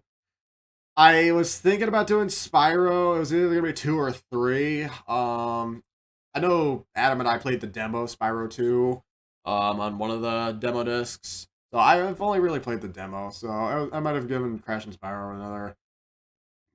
Tenshu, I heard, is worth playing. I've been honest, I'm terrible at stealth, so I probably would have played it terribly, but it might have been worth checking out. So these were all games that I want to do at some point. But the one thing I was planning, if I ever hit an incentive, which I didn't really think about the incentive, was you're gonna laugh at this. Yeah, what do you think that means? Yeah, what do you guys think that would have meant? Has anybody ever realized that the PS1 is like the only console that has all three Gex games on it? Like Gex 1 is on 3DO and Saturn or whatever. Gex 2 and 3 are on N64. And I think like 2, but not 3 of them are on PC. But like the PlayStation is like the only one that has all three Gex games. So one of these days, what the idea was to do was like, I don't know if it was gonna be like a weekend long playthrough. It was just gonna be like a one-off stream, but like just do an all-day marathon of Gex, like Gex back to back to back. I know people just can't stand the guy. I don't mind Dana Gold's comedy, but I would have played it until I personally was sick of it. So again, not saying it can't happen, but this is all stuff that had stuff continued on it regularly, and things would have been in a perfect state of sense. This is what we would have done for the last year. I'm a little bit sad that we couldn't get around to it, but can't never say never. So that's what happened last year. This is what's gonna happen this year. This is what I have planned for this upcoming year, as we're going into this new season. I'm finally going to introduce this console's year upgrades, but if any of you have been paying attention to the last month and a half, you obviously already know what is going on. But for those unaware and for those here new for the first time, let's just make it official. This year's console upgrades are... Where's the music?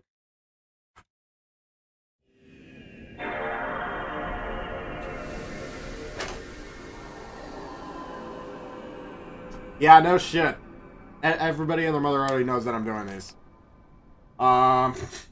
So this first part is going to be talking about the games that we're going to be playing on these two consoles. I have already teased these consoles. I mean, I planned PS2 when we were supposed to be doing PS1 and PS2 stuff. So PS2 was planned like immediately after I did PS1 last year. So that should have been done July or August, but by the time I got the call to start working again and do the stuff that I was doing now, I didn't have the budget, I didn't have the time. It just wasn't a good scope to start doing a whole new console as I was moving into new things. So PS2 unfortunately got delayed all the way until December. I didn't start working on this until like right after Christmas, and then I got the hard drive for the Wii as a Christmas gift from my brother. So again, Miles, thank you so much for that. You've given me life to this project. So I'm gonna kind of try to kill two birds with one stone by going back to back with these consoles. As most of you know on the Discord, I'm already adding games to this. We just did the Wii libraries walkthrough, or we just did the library watch along for the Wii last week, and we added 350 something games between the Wii and the WiiWare. I'm still adding games to those consoles every single day, manually, one by one. It's a very laborious task. But you know what? As soon as soon as we get to that.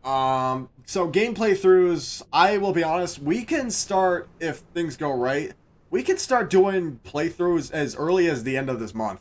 Like maybe 2 or 3 weeks from now, we could probably start doing playthroughs. I kind of want to break this up month by month. Like 1 week, like 1 month, if we start doing PS2 stuff first, we can do it today, or like this month. Next month we can do Wii, and then so on and so forth. So it'll alternate back and forth. The PS2 watch along marathon for the library is planned immediately after the stream. I gotta set up a date for that, but as a couple of you remember from last year when we did the PS1 watch along marathon, both the PS1 and PS2 have 4,000 games each. The Wii only had like 1,600, and then another 300 or so on top of the WiiWare, or 400 or so. So that could have been done over 2 days. The PS2 marathon is going to be broken up over at least 5 days. It's a 12-hour stream plus however many hacks, homebrews, extras, or whatever we have for the PS2. That's gonna take up a whole week. I guarantee you don't have to be here for every single one of those, and honestly, I don't blame you if you don't. There's so much crap on the PS2, and a lot of the games that I left off on the Wii, there between the Wii and PS2, I'm probably going to add to the PS2. There's just so much for the PS2. I legit do not even know where to start. So we're going to spend an entire week looking at the whole PS2 library, kind of going over what's the best course of action to do that. I guarantee you, though, of the 4,000 games that are on the PS2, we might have anywhere between 600 and 1,000. We did? No, we did PS1. We did PS1 and Wii. I probably want to start it next week, considering this week is busy. But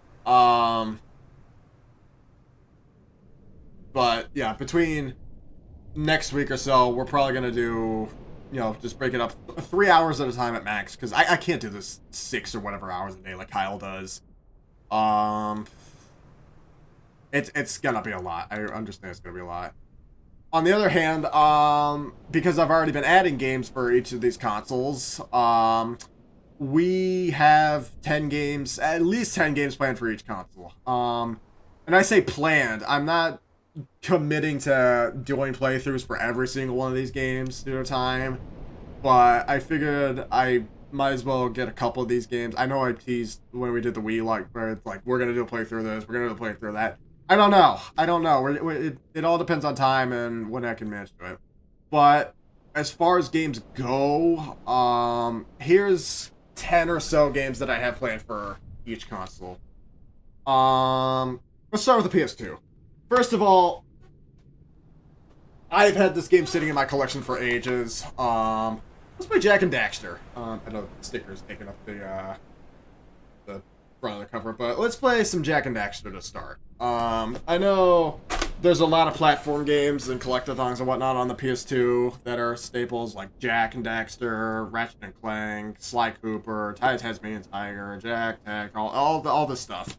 I might as well play at least one of these, and I think, yeah, this was done by the Crash Bandicoot guy, so after Crash Bandicoot was handed off to Traveler's Tales or whoever did it, Naughty Dog went on to do Jak and Daxter, so a couple of these games, for whatever reason, have compatibility issues with the software for running on the PS2, and I know Jak and Daxter, and especially Ratchet and Clank, had those issues. So some of these games I might have to just get the physical disc for. I looked at the prices, and most of these are like, what, under $20 basic.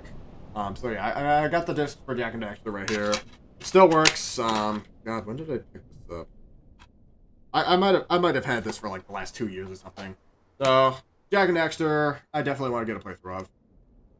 Junie, you're gonna like this. I thought about it. I might as well give Devil May Cry a shot.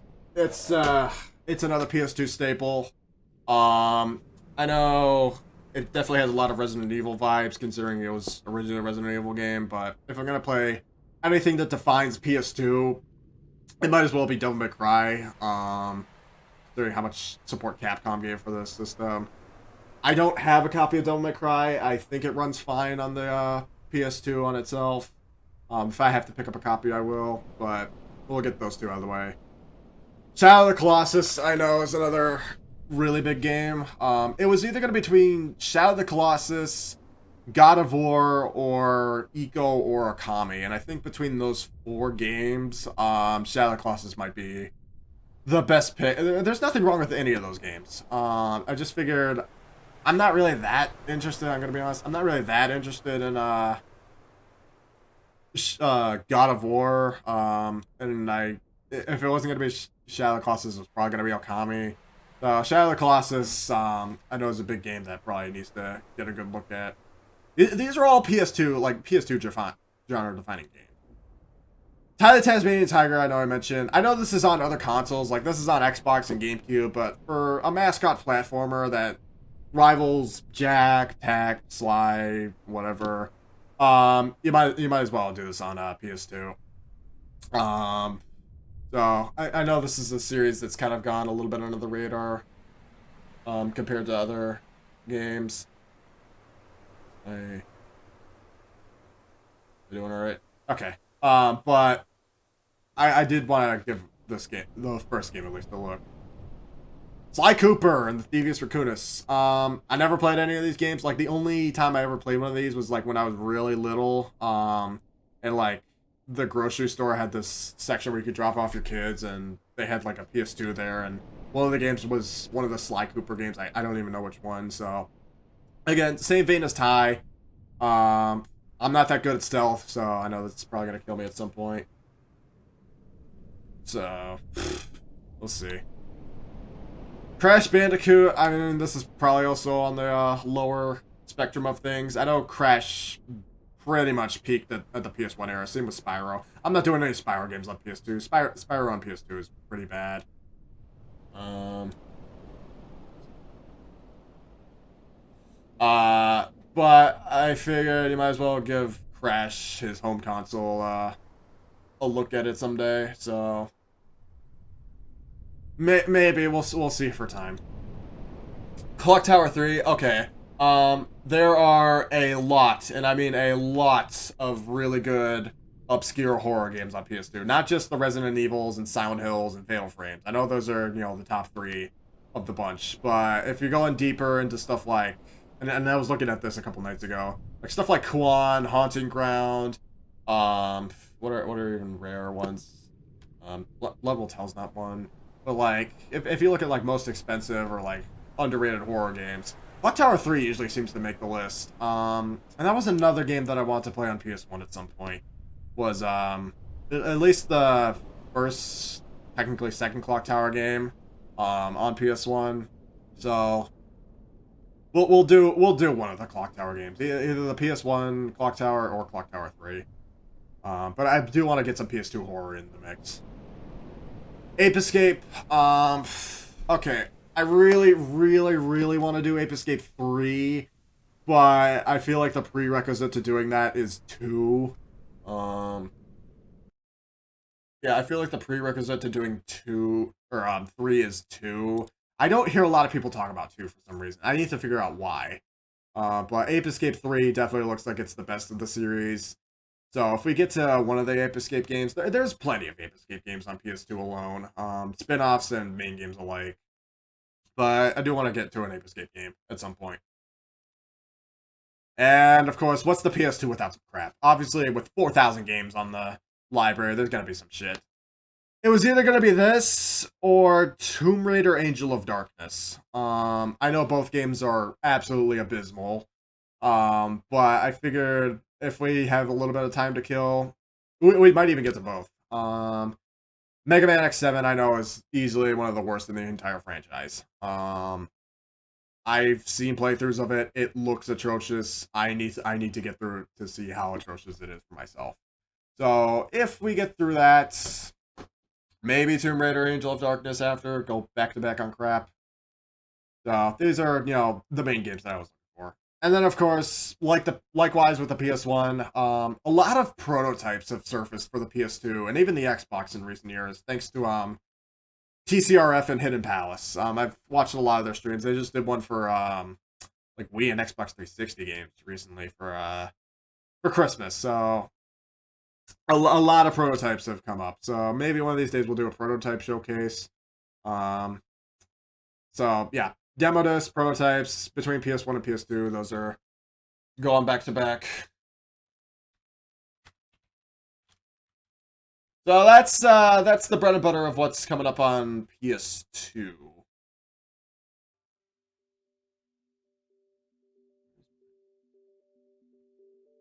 Let's look at what's happening on Wii. The Wii, I was kind of a little bit simpler considering I gutted 5, 6 of the library just due to it being absolute shovelware. But I'll tell you the games that are getting a playthrough. I'd be stupid not to look at Mario Galaxy. I mean, after we've already done Mario Sunshine for the GameCube, yeah, the Wii is definitely Adam's territory of help. So you might have to help me out on doing some Wii stuff. But yeah, I would be brain dead if I did a whole year of Wii streams and never looked at Mario Galaxy. The only time I played Mario Galaxy was at a friend's house when I was a kid, and I never played much of it. I didn't know Mario Galaxy as a kid, neither 1 or 2. So I mean, like, all I had was New Super Mario Bros. Wii and Brawl. Speaking of, I did get New Super Mario Bros. Wii in the mail. I know we were looking at hacks for Mario Kart Wii and Brawl at some point. So yeah, Mario Kart Wii, Brawl. New Super Mario Bros. Wii is getting added to the hack territory list. So I got most of the Wii games that I actually did care about. Or physical releases. So yeah, Mario Galaxy, probably the #1 game that we're going to play on Wii.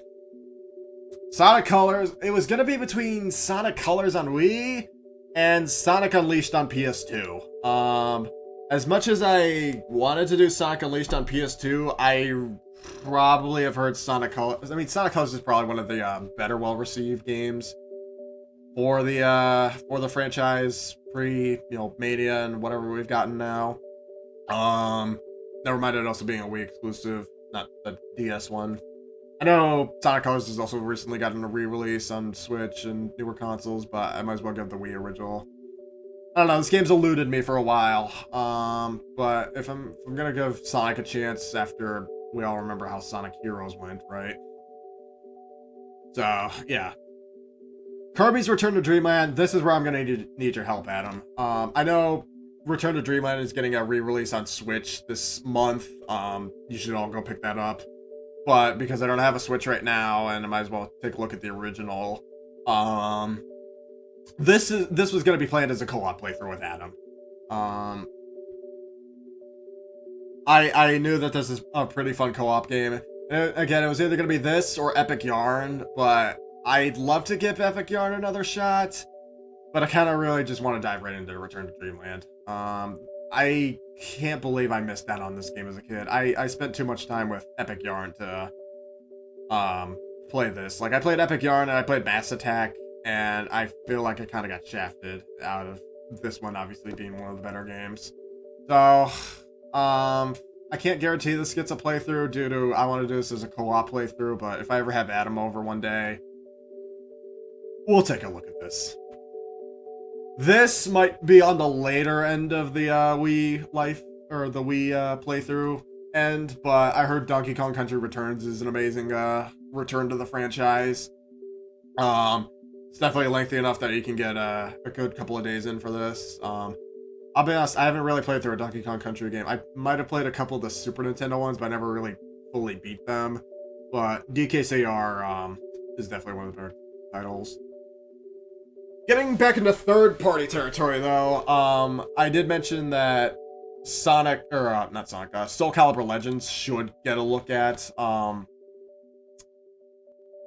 I looked at this game, and it honestly looks pretty fun for a Soul Calibur spin-off. This one goes under the radar for, one, being a Wii-exclusive Soul Calibur game. Two, it's not really a fighting game. It's like action-adventure, actually. Like, you get to play as Siegfried and a couple of the other characters. It's almost kind of like an origin story for Soul Calibur. I love Soul Calibur, so this kind of feels like a no-brainer. Never mind, it could probably also be done in like 10 or so hours. So, DeBlob, I teased this by asking, does anybody even remember this game? I remember seeing early parts of this game, but I never really kind of figured out what this game was about. I guess the modern day equivalent, as you can joke, would probably be like Splatoon. So, De Blob, and I know De Blob also has a sequel, but let's look at the first one first. Um, De Blob is also kind of high on my list for like third-party games to look at. Kind of going down the list, the Wii has a Wii exclusive FPS, so that's definitely worth a playthrough. Hopefully it plays a little bit better than GoldenEye if I have to use the Wii Zapper or not. So yeah, Conduit, and it also has a sequel. Mad World, I know Kyle just picked this one up recently. This whole game is in black and white, except the only other color is red, and the game is bloody as hell. I'm surprised this is a Wii exclusive. Mad World definitely seems like the game it would not be on Wii, but I'm excited to play a little bit more mature games on the Wii. Red Steel, funny, I just saw this at the flea market. Red Steel is Ubisoft's weird launch title for the Wii, so that's also in the bunch.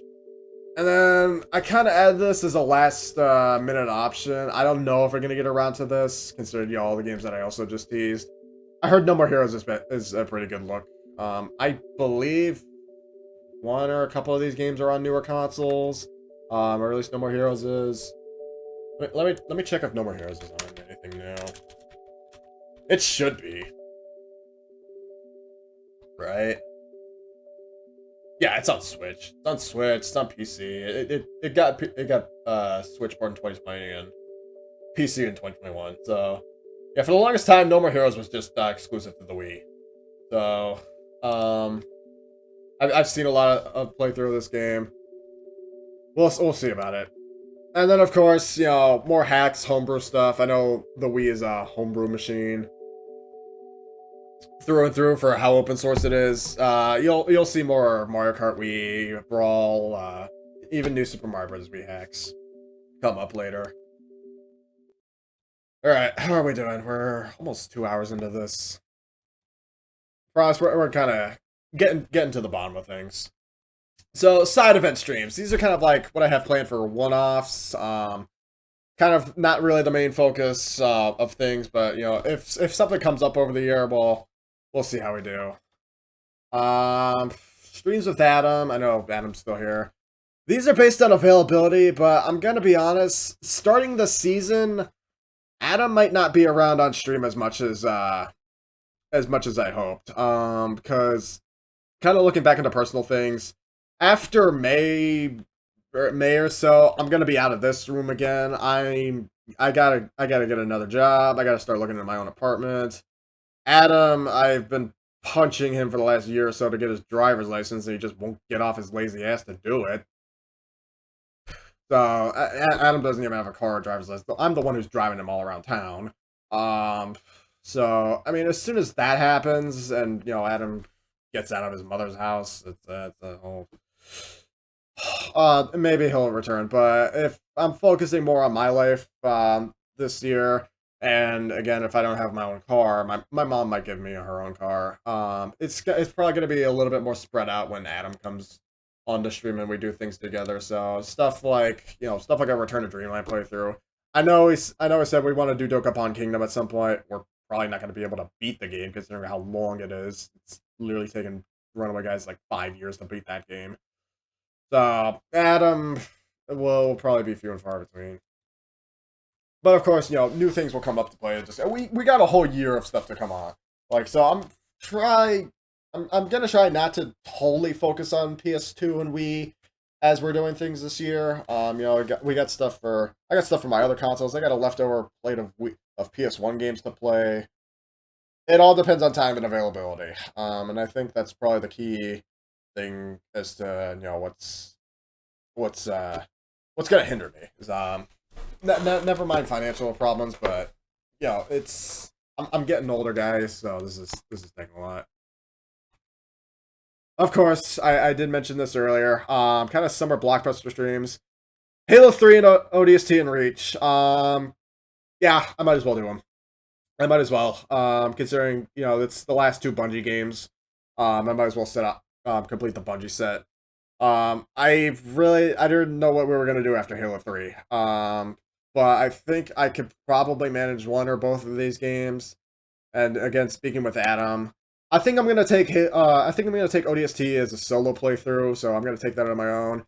And to cap off the Halo saga, the better Halo saga, I will do Reach with Adam. I've never played either of these games, so Reach is gonna be a blind playthrough for both of us. Honestly, the only Halo game that I played through as a kid with my brother was Halo 3. So 1 and 2 were new playthroughs for me.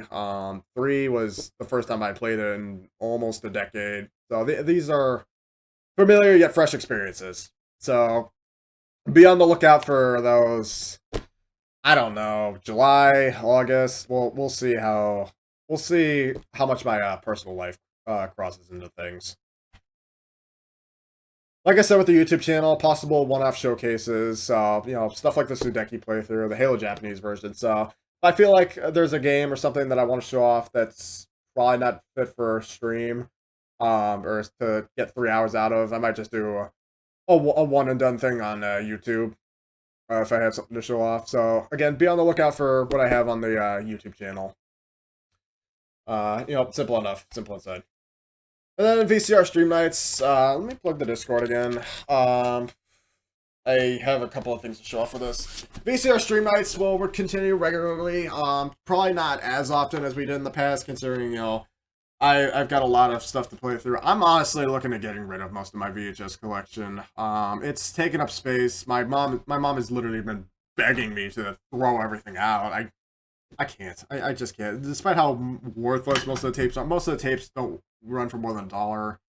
I'm trying to find a place for them. They were sitting in storage for however long, but I'm still picking up a small thing here from time to time. But I'll tell you what, we did just recently watch, and I also kind of traumatized Adam and Cerulean with.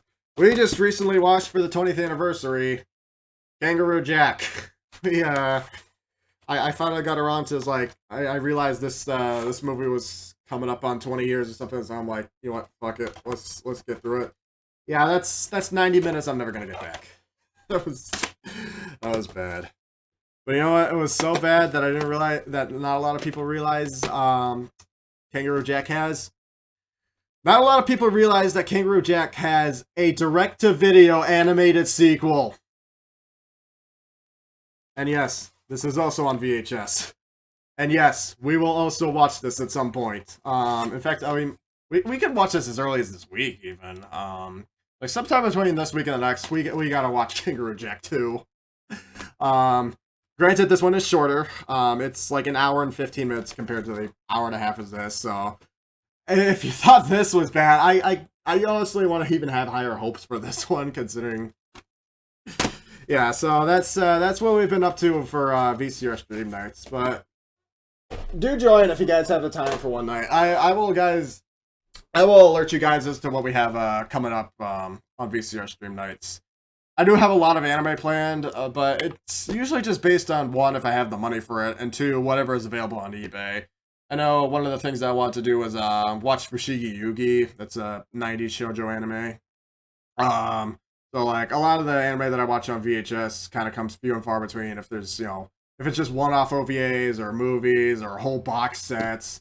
So if I had to get rid of all my VHS tapes except for my anime, I would gladly replace those with the anime tapes, but that's kind of what I do as a side gig. So if you like watching old stuff literally off of a VCR and VHS tapes, we've got that coming up, and I promise I'll try and fix my laptop battery before we do the next one, or if we can.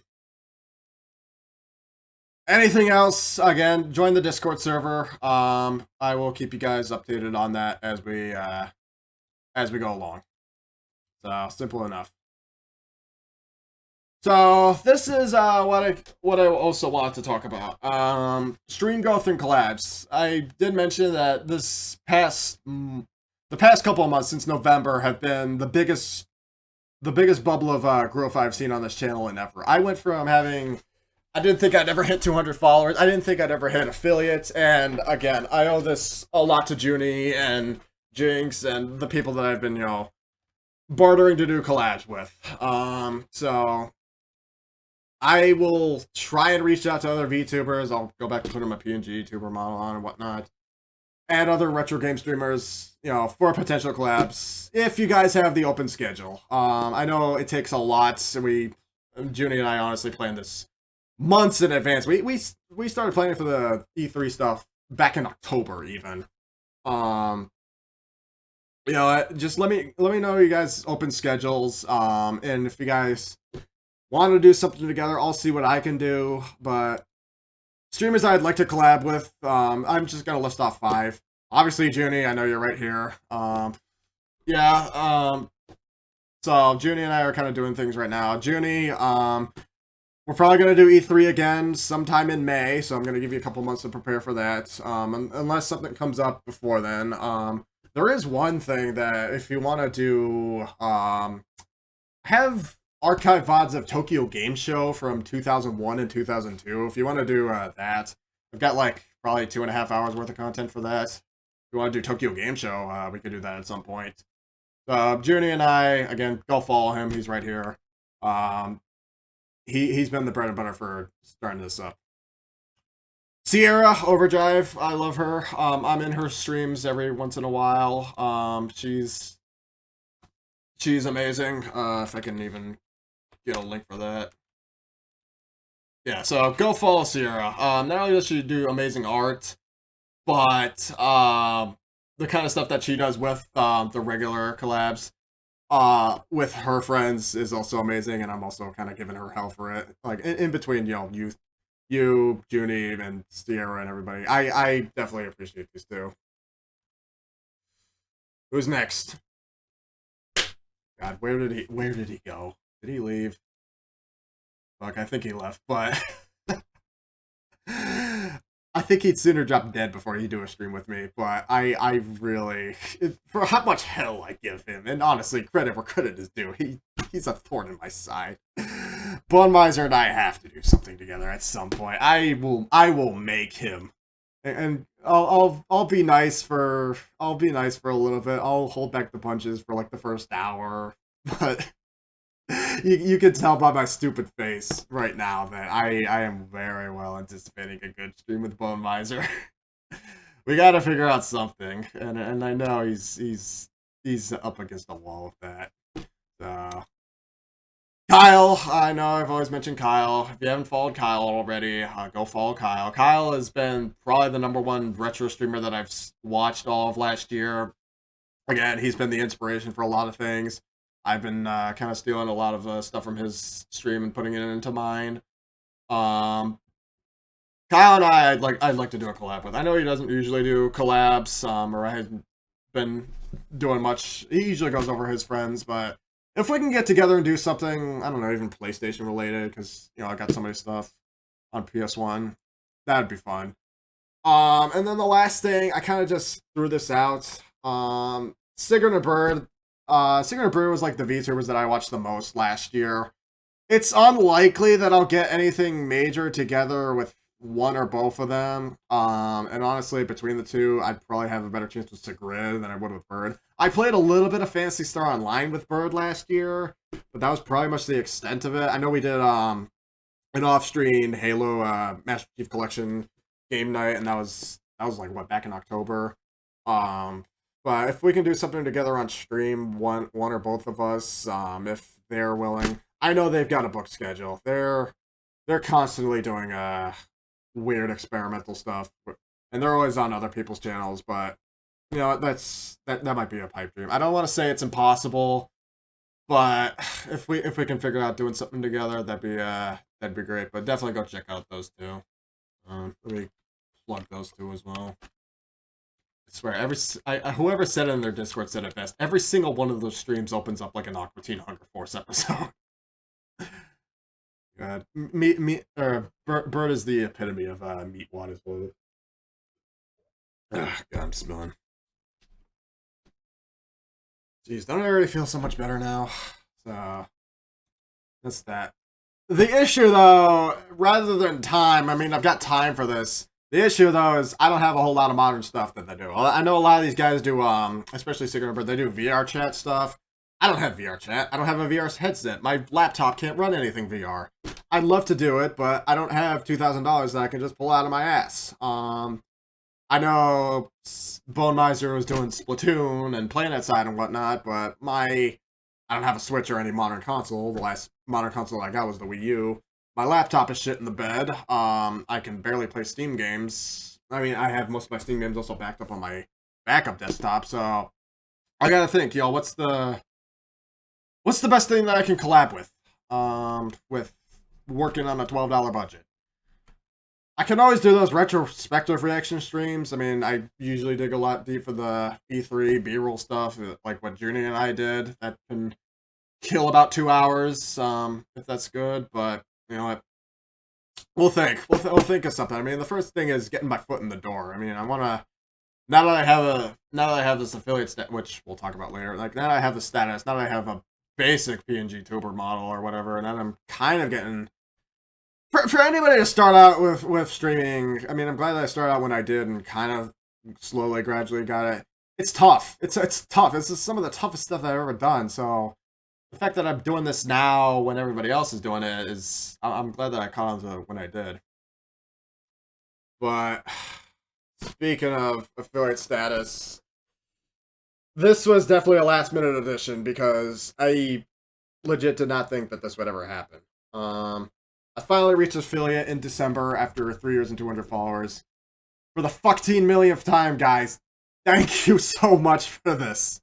I did not think this would ever, and I mean ever, happen, let alone so soon or however long. But the definitive question about affiliates is, and I'm asking everybody who does have this, now what?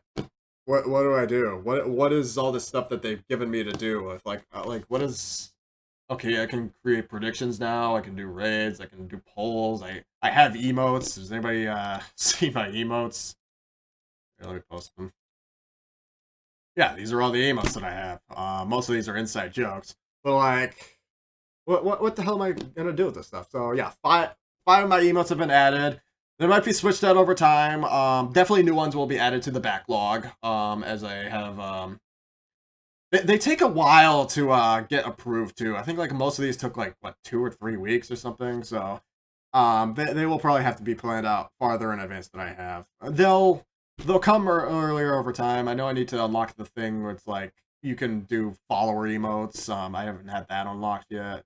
I need to stream more. I need to get more active. So it comes, kind of hand in hand. It's like I do this and you'll do this. But you guys have to help me out on this. You guys have to kind of tell me what's the best thing that I can do for affiliate now that, I'm kind of taking this more seriously than ever.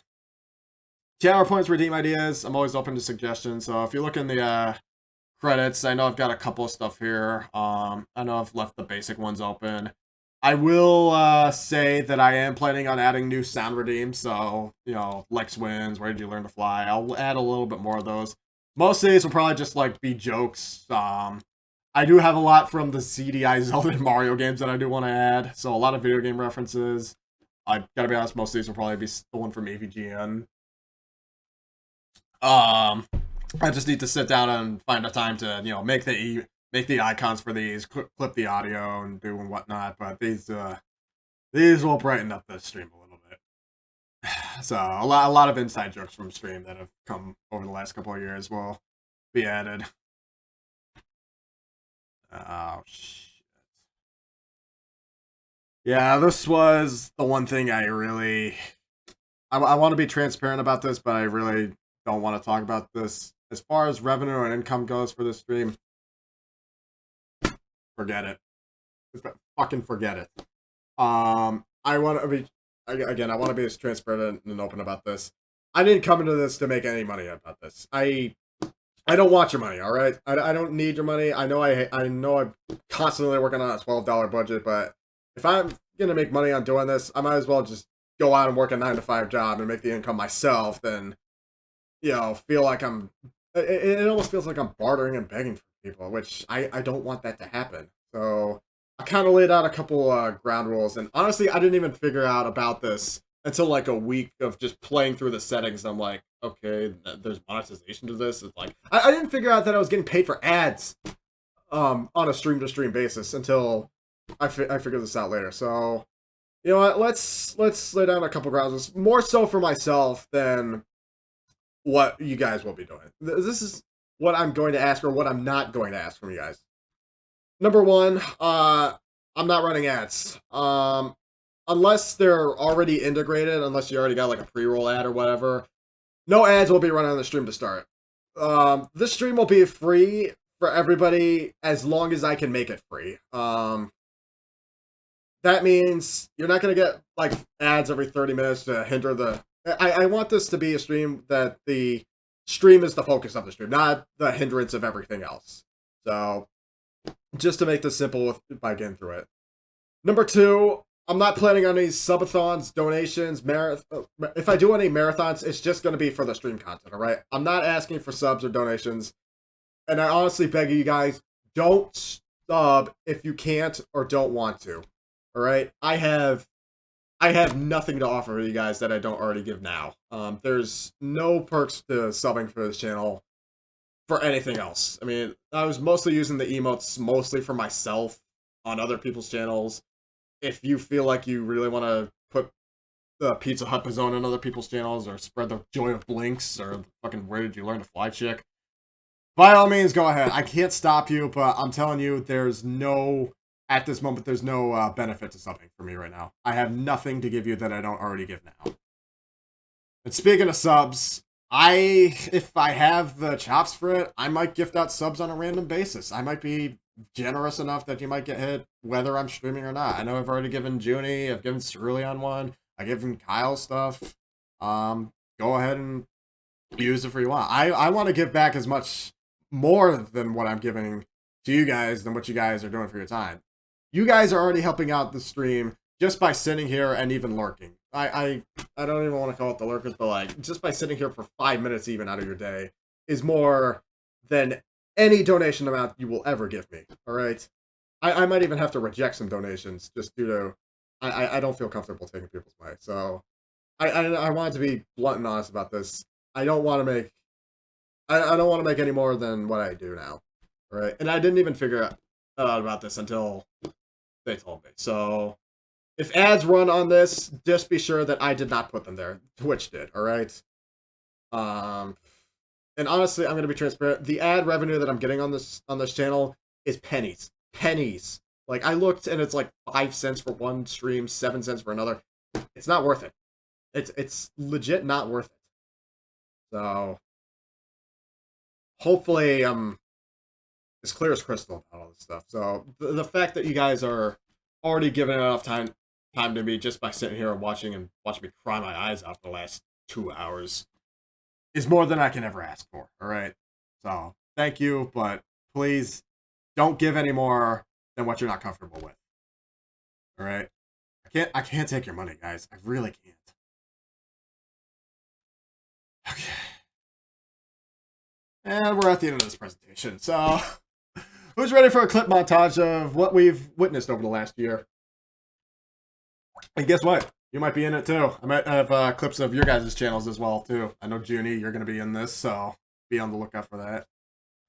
So, geez, I almost have to pee again. So let's give this one another half hour, 40 minutes or so. So that's basically the entire tyrant of what I had planned for this last year. I already have the clips compiled. There's just a couple or whatever. Let's go down the list of kind of like what's been my favorite moments for what I've had. So we kind of started streaming, or started full-time streaming again for this season back in May. And the first thing that I did was kind of show off, the games that I initially added to my PS1. Back in May, I picked up, and I might still have a copy of it, I picked up a copy of Golden Tee on PS1. And I also added the file to the hard drive. So this was one of the first things that happened on stream back in May. Needless to say, I did not account for this to happen.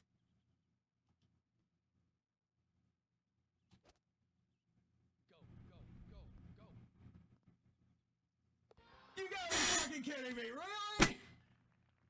Really? It's a bullshit shot. Oh my god. You, I'm not even fucking trying anymore. you could pull off some really bullshit shots in this game and still make it work. Like, this is a very arcadey, this is a very arcadey game. Are you fucking kidding me? How did I make that shot? That was completely blind. By the time I was playing through that game, I was 16 up. It wasn't only that I inspired though. I even inspired Kyle to pick up the game himself, and even he made a couple shots. So there's a mode in Golden Tee on PS1 where you can play with like a club roulette where it just randomly selects a club for you. And this is what Kyle this is on Kyle's stream. Well, this is no good. So he's in the bushes. The hole is right behind there. And he's playing with a 3-wood. Oh my god, no way that just happened. That's a great way to end 18 holes. Dude, what? Let's see that again. Shit, I'm gonna have like The hole is like right in the middle there. Fucking blind shot. Oh my god, no way that just happened. Dude, what? Yeah. You know what? That's probably a good idea. If Kyle and I are gonna do like a stream collab or something, I would like to challenge Kyle to like 36 or whatever, like a couple of rounds of golf for Golden Tee golf. Like he'll play on his PS1 or whatever. We'll just see whoever has the better score. Whether it be club roulette, I mean, it'd probably be fun if we did club roulette challenge golf. But yeah, that will be definitely a fun stream to watch if Kyle and I ever collab together. But other than that, we went down the line of doing some demo discs on the PS1. There was a demo disc of You Don't Know Jack on the PS1. First of all, I'm surprised that You Don't Know Jack is on PS1. It actually looks broken on the side on my TV too. I'm surprised it is. Hi, Daisy. Just in time. I wonder what the answer to this could be. Well, the only one that obviously makes sense. Hi, guys. Thanks for the follow. Ding, ding, ding. That's the obvious choice, right? Hi, guys. I'll take Lane from Seinfeld. Is this You Don't Know Jack? Yeah, this is You Don't Know Jack on the PS1. Thank you so much for that follow, guys. As for what's been going on today, first of all, I'm not using my PNG tour model, so that's a surprise. But as for what's been going on today, we're kind of at the end of stream. This is like the last thing I wanted to do. Daisy, you must be crying my eyes out for giving thanks to the crowd for everybody. But this is my stream anniversary. As of yesterday, actually, I've been streaming for 3 years now, so I kind of once a year go down the line of what's been going on stream last year, what I have planned for this year, and you know, just kind of pouring my heart out and giving thanks to everybody. So thanks for everybody who's been here for the last 3 years, and for everybody who's new here, even if you're starting here today and coming from Daisy's stream, I promise I've got a lot planned for this last year. If you guys need a quick recap for what's been going on, just a quick recap. So I had plans from last season, did all this stuff. Had some PS1 games left over. Long story short, I modded a PS1 and we did some PS1 games. Kind of got cut off early.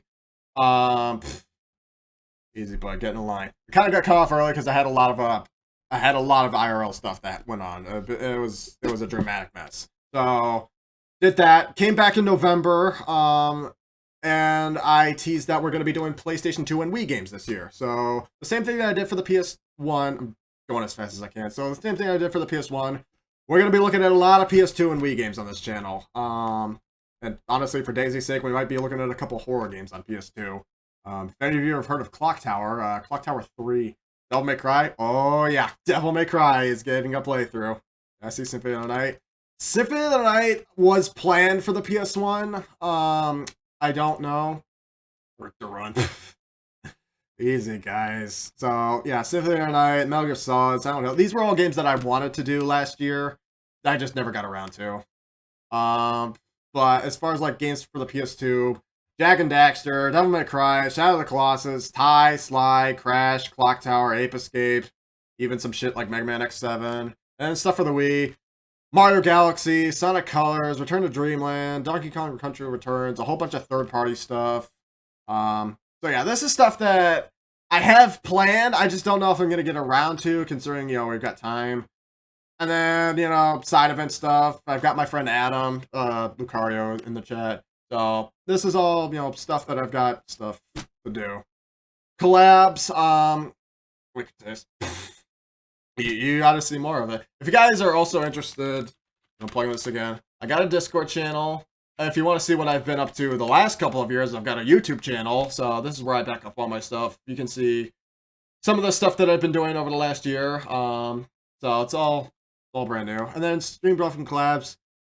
Hey Daisy, do you want to do something later this year if you have time and plans open? I don't have the best PC. I don't have new consoles, but if you want to kind of go around, you know, I don't want to use the term date night, but all right. I mean, I'll add you to the list. I just need to see what I'm doing for this next year.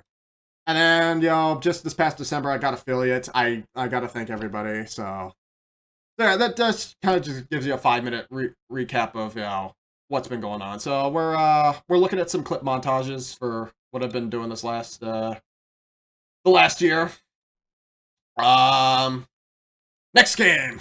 So I didn't really get any good clips of Crash Bandicoot. It was kind of a rough playthrough, and it even crashed on me a couple times. But no pun intended. But the game that I did get a really good playthrough of. Has any of you guys ever played Ape Escape? Ape Escape was so much fun. I'm very eager to play Ape Escape 2 or 3 at some point. How's it going? How do you think it's going, asshole? Get me out of here. What kind of question is that? How is it going? I've got to find a way in there. Hey guys, are you hanging around? Must be a way in here somehow. I remember that they walked me Hey, around. you're just being lazy or you're just hanging around? Just find a way and get me out of here. That's the Will gut you spike. hurry up? Okay, calm your tits, bitch. Oh, hurry up. Please get me out of here. It's cold. I'm scared and I have a fear of heights. Calm your tits, woman. Alright, let's get her out of here. Yeah, so that was a fun time. It was so good I actually got a second part of that. Yeah, I'll be honest, the DualShock controls were kind of hard to get used to, especially for the Skyflyer. The Skyflyer segment, the helicopter thing, having to rotate around like a Mario Party game was a fucking nightmare. I thought I was gonna break my hands by doing that. Can you bring me down a little more gently? Well, it's not my fault. Didn't you see that the cage fell on its own?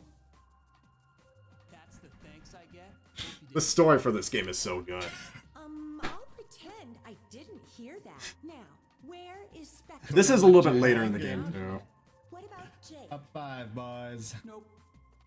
Come on, don't leave me hanging. Oh, what have you been doing? Yeah, all it this kind of time? didn't it like advertise on the box or something that you needed the DualShock for this game? Where are you going? I'm going back to the lab. We can't find them or beat them without our equipment. Besides, you don't need me here. Oh yeah, I have a dog too. What a pretentious bitch. I thought she was nice to me. She turned out to be a stuck-up bitch. Oh god, Escape was so fun. Hey, you know what wasn't fun though? Oh yeah, Jak and Daxter. Got it right here. Got it right here, guys. Where'd my mouse go? Hey, you know what wasn't fun? Seeing how impossibly hard the platforming was in Pac-Man World. Let's take a quick look at that. I'm surprised I didn't get any clips of the boss. Did I get any clips of the boss fights from Pac-Man World? But there was one segment in Pac-Man World that I was just like, okay, this game's kind of bullshit. I don't even know what to make of this. Watch the green platform really closely. What? What? Did you see that? Let's replay that one more time. What? I'm more than glad that they fixed this in the remake. Did you see that? So yeah, I fell. I landed on on that perfectly fine and fell right through it. What the hell? What the hell, game? Yeah, Pac-Man World Flipping was... that, but like, what the I landed dead center on that and fell right through the platform. What the hell is this game's physics? Yeah, there were enough physics to this game. I'm glad that I beat Pac-Man World. It was just kind of rough. Later on, I mean, that was kind of like the last PS1 game we did before all hell broke loose. But in between then, I kind of switched back to Xbox stuff. I did mention that we did some X-Link Kai stuff, so I like to get clips and highlights of my X-Link Kai playthroughs. So this is when we played COD 3 one night. This game regularly gets played on X-Link Kai nights. I played this back in August. Watch this guy.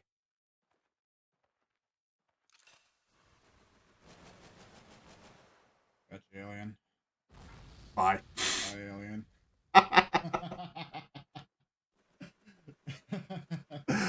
Oh my god, these moments are so fun. You guys are missing out on these stuff. These don't usually get as many as much viewing as my regular playthroughs, but if you guys ever come around for watching X-Link Kai nights, these are really fun. These play just as you would for like original Xbox Live games, and I'm glad that the Insignia project is now on. That we can do stuff for that too. I don't know if I have any for. I don't think I have any for Insignia. If you guys don't know what Insignia is, in fact, they just recently added new games to this as well. So this is the website. So Insignia is the kind of replacement for the original Xbox Live service. You can scroll to the bottom and see like all these games that they just recently added. They just recently added Call of Duty 2 as one of the games to the list. Do they say what games that they added? It's on their Twitter. Yeah. Call of Duty 2, Capcom. Yeah, thanks so much, bud. We're almost done. Trivial Pursuit, Tony Hawk's American Wasteland. I gotta make a work command. So yeah. These have kind of been more of my fun side streams. And then the end of part 1 of the season was Adam and I's playthrough of Halo 3. What was that? And needless to say, for the 7 or something hours that we kind of breezed through that game, we had some fun. I hope to God Adam remembers this playthrough. Adam's on the bottom. You can like never not have the same experience with Halo 3 the first time around as you do any other playthrough. Adam, what the hell were you doing here? I'm pushing him across the room. What are you doing? I'm pushing him. Setting up a glitch. I'm on top of him. There, let's see if I... Oh, that's really funny. My ass. And that's me on top of him. Mightiest ass in all the galaxy. He just falls to the floor. He can't play anymore. How dare you disrespect Sheldon Johnson like that? Just Goomba stomped him. Oh, well. And Yeah, we gotta make our own fun games. yeah, the thing with We're taking him with him. Taking him with Come us. on. Let me know if something changes. the thing with Halo 3 though is that again, that was my first playthrough of that game since my brother and I played through it like 8 or 9 years ago. And that was Adam's I want to say that was Adam's first time he ever played a non-Nintendo game that wasn't Persona. Like Adam doesn't have any consoles that aren't Nintendo. I mean, I think he just sold his Vita, which he also bought for Persona. He's never played through an FPS before. He's never played Halo. This guy. Who am I kidding? Adam, you're an uncultured swine, but I love you, bud. So I'm glad that I gave somebody some experience. Yeah, a PS Vita, and the only thing he bought for it was Persona, and then he sold it for a Switch for a Persona. You gave up Persona for more Persona. Is it really that great, man? There were some great moments in this playthrough, though. This is something that I waited nearly a decade for. Oh. Case, it looks like you're gonna have to deal with the final boss on your own. Hi, Johnson. Wait, he gives you a sword and then dies? Yeah, that's a tearjerker. I forgot Johnson dies. I waited 10 years to blow that fucker's face up. Come on.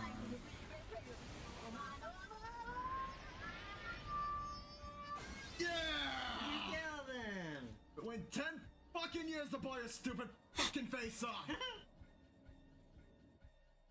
Fuck you.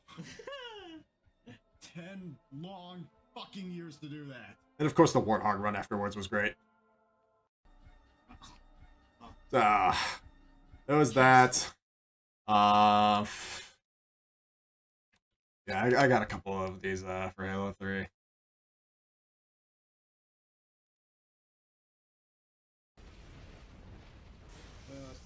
You ever just accidentally kill one of your friends in broad daylight when playing Halo? We might have done this once or twice.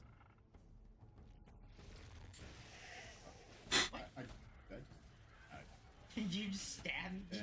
You've killed me! Good.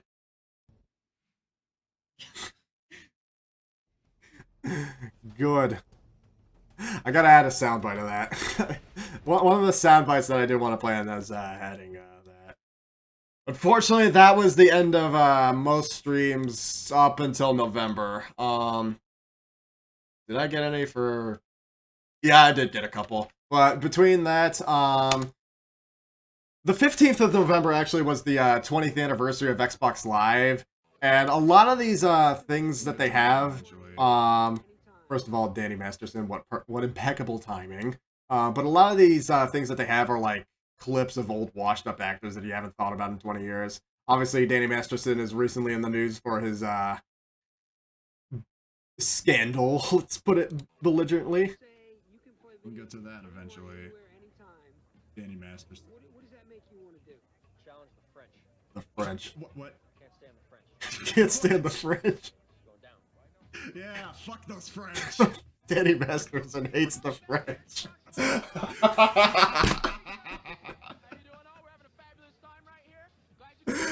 And I wish he went on trial for that instead of what he did now. Fuck the French. Danny Masterson hates the French. Highlight of 2002. Yeah, that was 2002 that did that. And then there's just like random moments on G4. Yeah, there's a lot of G4 moments that just have aged for whatever weird reason. I don't even know who most of these people are. They just happen to be here. I'm gonna say Xbox Live. What's the first thing that pops in your head? Xbox Live. Realistic.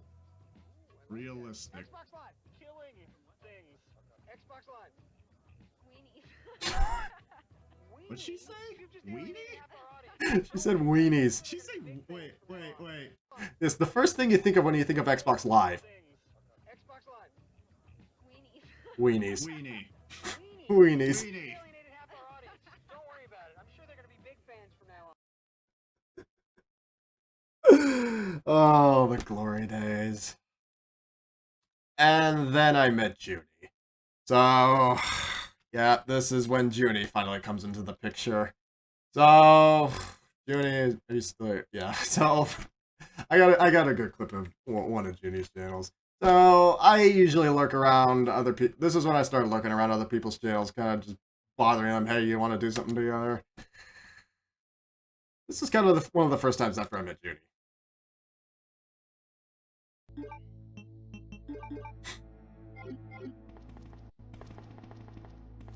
Yeah, in my mind, my hands are constantly around that tiny neck of yours, Uni. No, stop. Don't choke me, I might come.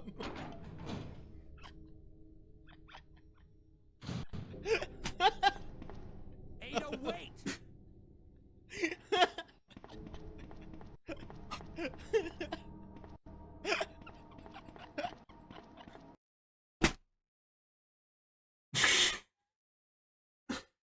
Junie, my boy, if you were the lead forerunner of the Hostess brand, you'd be running every Twinkie factory in this country. Oh my, glad we got around to that. So then finally, after, God, what, a 6-month delay or something, we start doing E3. And man, oh man, was E3 a blast and a half. Why do they have masks on? What the fuck is happening there? Wait. Can we go back to that for a sec? Yeah, go back and pause it. We need to analyze that. Wait. I guess this is way before a pandemic, but No, that's way before. No, it's not. This is 2001, by the way. It's a therapy now. Oxygen. what are they fuck doing? Is happening? What? Okay. What the fuck is happening? Is this like the 2001 version of Copium or something? Copium. What is going on here? What is the? Can we elaborate on this, please? What the fuck? And also, is that healthy? Like, is that just going on other people's faces? Like We have no idea what was happening here. This is an idle interactive smell Laura's part. Oh god, yeah. Lara Croft was Why do everywhere. they have masks on? What the fuck is happening? Yeah, Lara Croft was everywhere and everything all at once, especially during 2002. You want a case in point? They were showing off Tomb Raider Angel of Darkness, but rather than that, they were actually just showing off more of Lara Croft than the actual game. Like, this is literally more of what we saw at E3 2002 than anything else. Oh, I wish that would be what the fuck? Oh my god! I was just making a Just joke. some booth babe as Lara Croft. This is literally what it was for, like, I want to say like 20 minutes out of our Jesus, first different stream. times we lived in. Yeah, this just goes on for 30 seconds. There's no gameplay footage. It is just Lara Croft. They didn't show any gameplay. Show us game. Unfortunately, this game So sucks. fucking dumb. Man, maybe we should play Tomb Raider Angel of Darkness. Junie's probably grieving right now.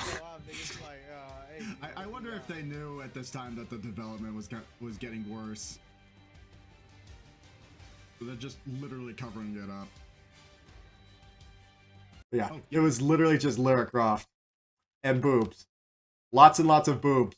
You want to see how many boobs? I'm going to show you how many boobs we saw. They're gonna show more Nightfire. This is real. This happened, and we let this happen. Oh, no more Lara Croft. Get out. Poor of here. Lara Croft. No more boobs. Oh my god. What is happening? What is happening? Never mind. Never mind. This was half of E3 2002. Yeah. And forget the rest of the show. This is exactly what I want. Yeah, sex. Sex sells, boys. Yeah. That was literally most of it. In fact, like the last part of E3 that we did was pretty much just that. All it just was washed up actors and more boobs. We physically got sick of seeing boobs. It was amazing. Alright, Judy, you ready for that again in May? So, I know I've shown off this clip a while. So we only have like 2 more clips. So that's essentially most of what brought me back into the spotlight for games. And then in what was this, December, January or something, we finally started looking at PS2 stuff again, PS2 and Wii stuff again. And this is when I realized I was probably gonna have some problems with how the hard drives worked. Pay close attention to the model you're about to see. Not mine, who you're about to see in game. And you might want to turn your volume down. Wait. Notice anything recently? Oh! Ah! No! No! What is happening? Ah! Ah! What is happening to her face? No! Ah! Oh God, no! Ah! Oh, no!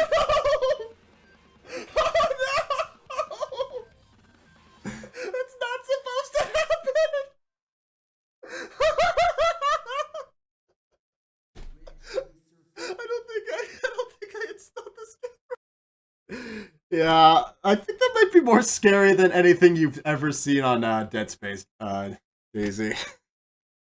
Stuff like that, and I didn't even corrupt this at all. This just happened to be how it installed.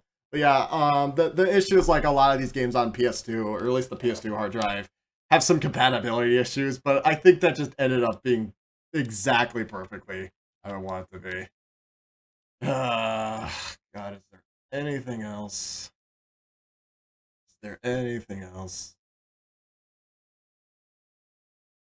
Yeah, no, that's essentially. Oh, we got one more. I got one more clip, and then we're gonna wrap it up. This I also just recently uploaded to the VOD. This is when I started showing off Wii hacks. If you don't get the reference, you are very much an old country swine. You might know everything I'm going to do, but that's not going to help you since I know everything you're going to do. Strange! We gotta watch that movie. I'm surprised. I'm surprised I don't have this movie on VHS. But Knuckles' hat on this. Knuckles' hat on his model. Perfectly. Knuckles' hat on his model just made this whole scene so grand. It did exactly the way I wanted it to. We're gonna get a good decent amount of Oh my god. We're gonna get a good decent amount of coverage for those hacks. I have a lot of hacks or a lot of clips that I.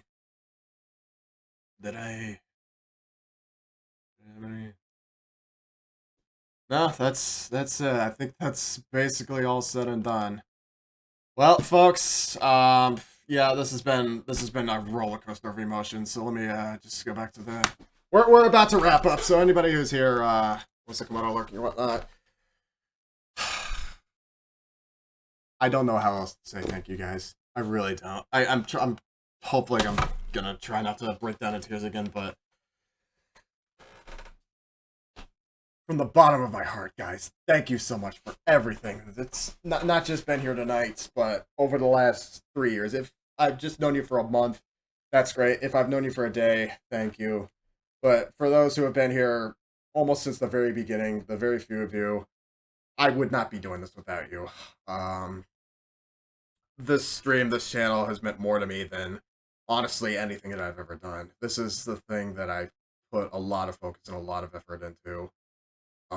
And I'm even grateful for the people that, have come and went in my life. Those that, unfortunately, we've kind of severed ties with, but I'm glad for the moments that we've had together. I really don't know how else to say my appreciation other than what I'm about to show you guys. But for everything that's been here tonight, yeah, thank you so much. I don't think we're gonna rate it. Oh, I did need to tell you one last thing. About that pilonidal cyst. So it was going well. I did need to mention this for everybody. So it was going well for the recovery. Was going well from about July till December, and then December struck, and I got the unfortunate news. It grew back. So I'm back with a pilonidal cyst rupturing me again. And over the last couple of weeks or so, I've been going back to my doctor's office. The surgeon who did it with me has retired and has sent me to another place. So I've been just going through hoops, on top of still paying for medical bills, but I've been going through hoops left and right to see if I can get another guy to do this. Well, fortunately, I have a tentative date. March 14th. About 5 weeks from now, March 14th.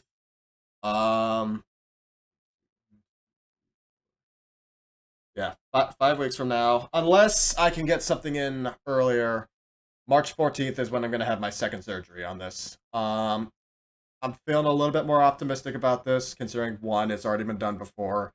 Usually the second time around, things have been tough. And I know this is a tough way to end the stream again, but I will let everybody know if an earlier date comes, because I did ask to see if there was somebody else in the office. There's like 5 guys in the office of the guy that I was seeing just a couple of days ago. But if an earlier date comes, I will let you know. But regardless, I think the recovery might be a little bit easier. One, because there's probably not as much to drain. It did come back, but it came back at a rapid rate. So it's going back to the level that I was before. But once that happens, I might have to take, I don't know, a week or so off and just kind of sit back. Probably gonna have to go back to square one. The best case scenario is I don't have to have a wound vac on me anymore, so I can probably just rest up naturally. But I'm gonna have to take off work and do stuff. But I'm glad that I caught that. So yeah, we went from worst to best to worst again, but it is what it is. It has to be done. Otherwise, it would just go back and we'd be back to crying at. It's literally a pain in my ass, but I'm glad that that's getting done sooner than later. But I will let everybody know, if you haven't joined the Discord already, I will let everybody know when that comes along. Alright. I'm done. I need to be. I've cried enough out. I hope this has been an enriching experience for everybody. It's not often that I usually do this, but I'm more than glad that I'm open and transparent with my life and what I do. This has meant so much to me, and you guys have meant so much to me. I'm more than glad for the friendships and stuff that we've made over the years. I will probably take this week off just to kind of get back at things. I will be gone this weekend because I'm going on a retreat, and then this upcoming Sunday is the Super Bowl. I'm probably going to be at a friend's house. So, and then, God, next Monday is my mom's birthday too. What the hell am I going to do with my mom? I don't have any money. Well, I'll get paid on Friday. So this Friday, I'll see. Here I go again. I'm doing this stuff. So I got a lot to do between this week and the next. But I guarantee you, next week when we start again, we're going to get the PS2 library watch along. I will pick down my favorite PS2 games, and we'll get started with this. We'll get started with this this whole mess. All right. Thank you so much, guys. It means a lot to me. All right. Where's the music? One thing I forgot to have is the end credits music.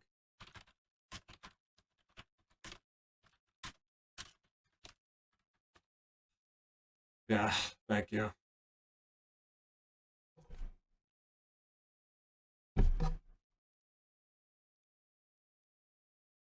You ready? Let's go.